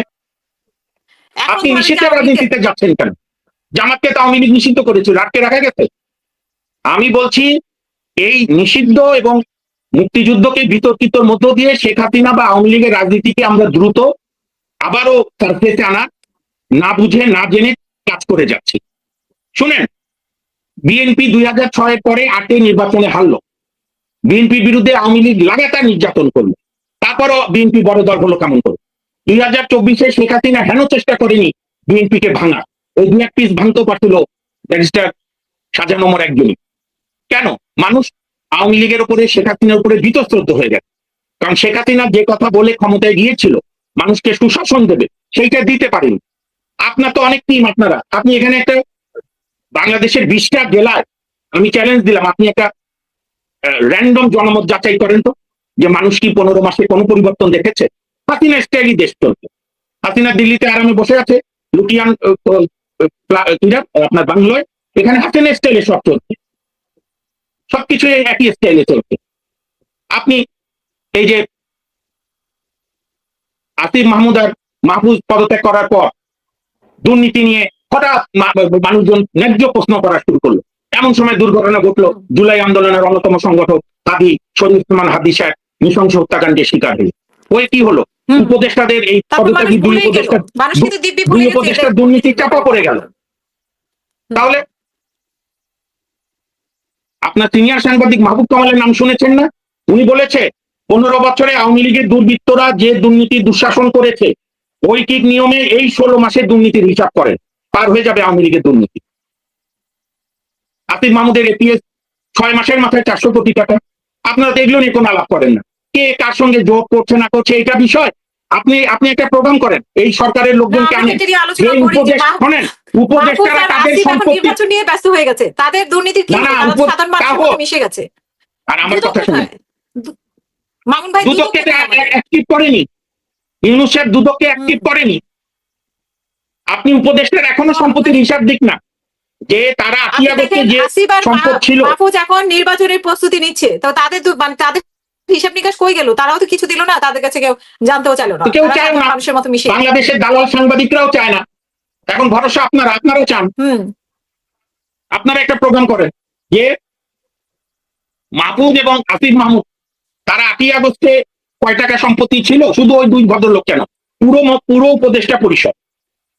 তোয়েদা রিজওয়ানার স্বামীর বিরুদ্ধে অভিযোগ জুলকারনাইন দিয়েছে যে সে আওয়ামী লীগ নেতা, কি নাম ওইটার মন্ত্রী বহুদিন ছিল, বিপু, তার সম্পদ হারা দিচ্ছে রিজওয়ান হাসানের স্বামী। আপনি তো অত্যন্ত বলিষ্ঠ সাংবাদিক, আপনি রিজওয়ানার একটা ইন্টারভিউ নেন যে আপনার স্বামীর বিরুদ্ধে অভিযোগ, আপনি কি বলবেন? না, উনি তো আসে না এখন ইন্টারভিউতে, উনি অনেক আগে আমাদের সাথে টকশোতে জয়েন করেছে, এখন আর জয়েন করে না। না করবে না, কারণ এখন তারা স্বর্গে চলে গেছে। এখন কোন উপদেষ্টা এই 3-4 জন উপদেষ্টা তো আমাদের সাথে রেগুলার জয়েন করতো, কিন্তু এখন 8 আগস্টের পরে আর জয়েন করে না। না, কারণ তারা মনে করছে তারা তাদের জীবন পেয়েছে, এবং এই যে 16 মাস ইউনূস সাহেব নষ্ট করলো। আমি তো যার যেটা ন্যায্য বলি, তাতে কার কি মনে করলো কিছু আছে যায়। আমি তো তারেক রহমানের একটা প্রশংসা করবো, যেটা আপনি বুঝতে পারেননি, আমরা বুঝতে পারিনি, বাংলাদেশের মানুষ বুঝতে পারেনি, তারেক রহমান বুঝতে পেরেছে ইউনূস সাহেবের সমর্থন। সেজন্য উনি 8 তারিখ সকালেই এদেরকে বলেছিল কোন জাতীয় বিপ্লবী এগুলো সরকার দরকার নাই, একটা তত্ত্বাবধান করো, 3 মাসের মধ্যে নির্বাচন দাও। অর্থাৎ 3 মাস মানে August, September, October, November, December. 2024-এ ডিসেম্বর হলে যারাই ক্ষমতায় আসতো, যেই জিতত। আজ 1 বছরের মাথায় দেশে আমরা বুঝতে পারতাম জনগণ কি পেল। এখানে ইউনূস সাহেব একটা ধূম্রজাল করে রেখে দিল এই 16 মাস। নিজের সমস্ত জীবন নতুন করে গড়ে নিল, তার উপদেষ্টাদের কল্পলান্তি বাড়লো, তার যারা নিয়োগকর্তা তাদের। আপনি একটা মেয়েকে চেনেন যে ছাত্রলীগকে মারতে চায় মারুক, সে 10 কোটি টাকা চাঁদাবাজির অভিযোগে গ্রেপ্তার হয়েছে। তারপরে 50 ফজলুল ভাইয়ের বাসায় গিয়ে যারা স্লোগান দিয়েছে টিমে চলে কাউয়া, ফজলুর রহমান ড্যাশ ড্যাশ, সেই মেয়েও গ্রেপ্তার চাঁদাবাজিতে। তো কোথায় আদর্শ, চাঁদাবাজিতে। কোথায় জেনজিদের আদর্শ? এক একজনের চেহারা পাল্টে গেছে। যারা 8ই আগস্ট 5ই আগস্ট পর্যন্ত টিউশনি করতো, পড়াশোনা শেষ কি করবে, চাকরির জন্য যেত, তাদের আজকে এত বাড়বাড়ন্তি কিভাবে? এদের উৎস কি অর্থে? এগুলো জানতে হবে। জি মামুন ভাই, আমরা শেষ করব।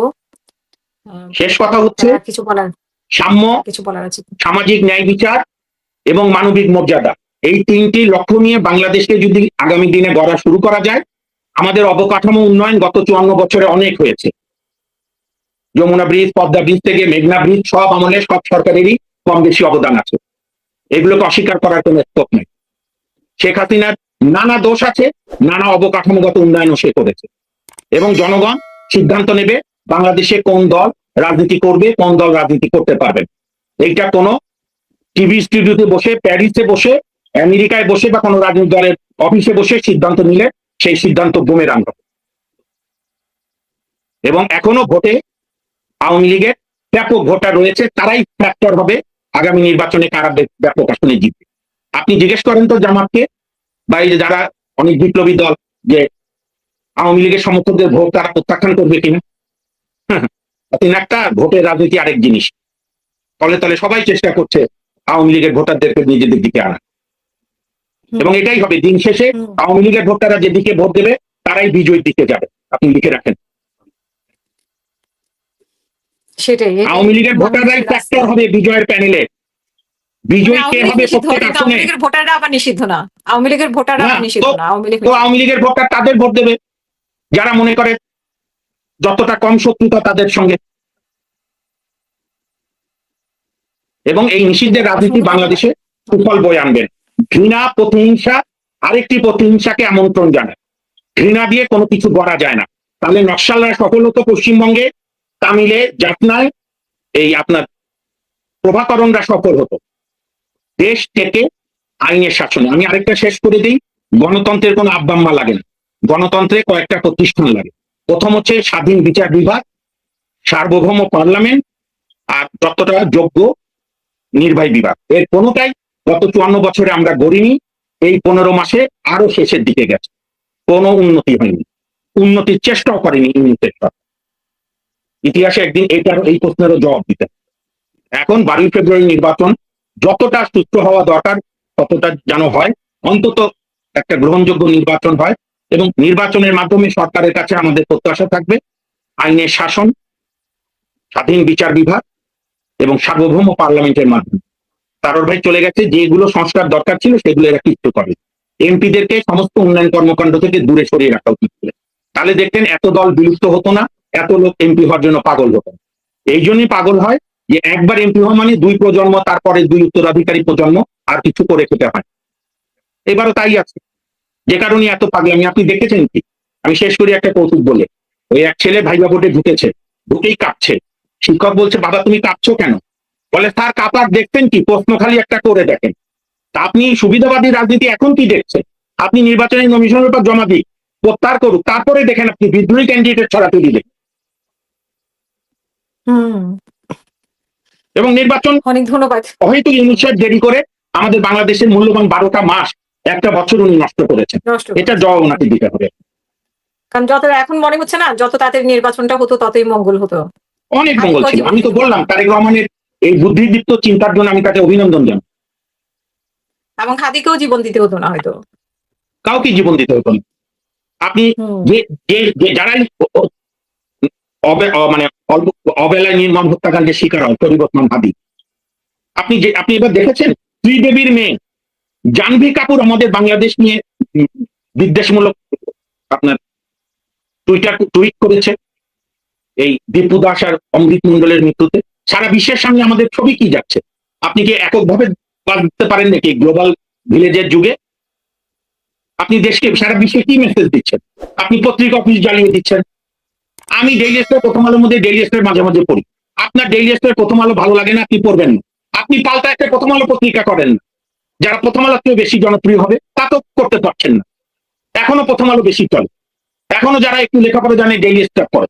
আপনি কাউন্টার আরেকটা পত্রিকা করেন না কেন? আমি শুধু এই আমলে না, কোনো আমলেই কোনো পত্রিকা, কোনো বই, কোনো রাজনৈতিক দল কাউকে নিষিদ্ধ করার আমি পক্ষে না। এটা গণতন্ত্রের সঙ্গে যায় না।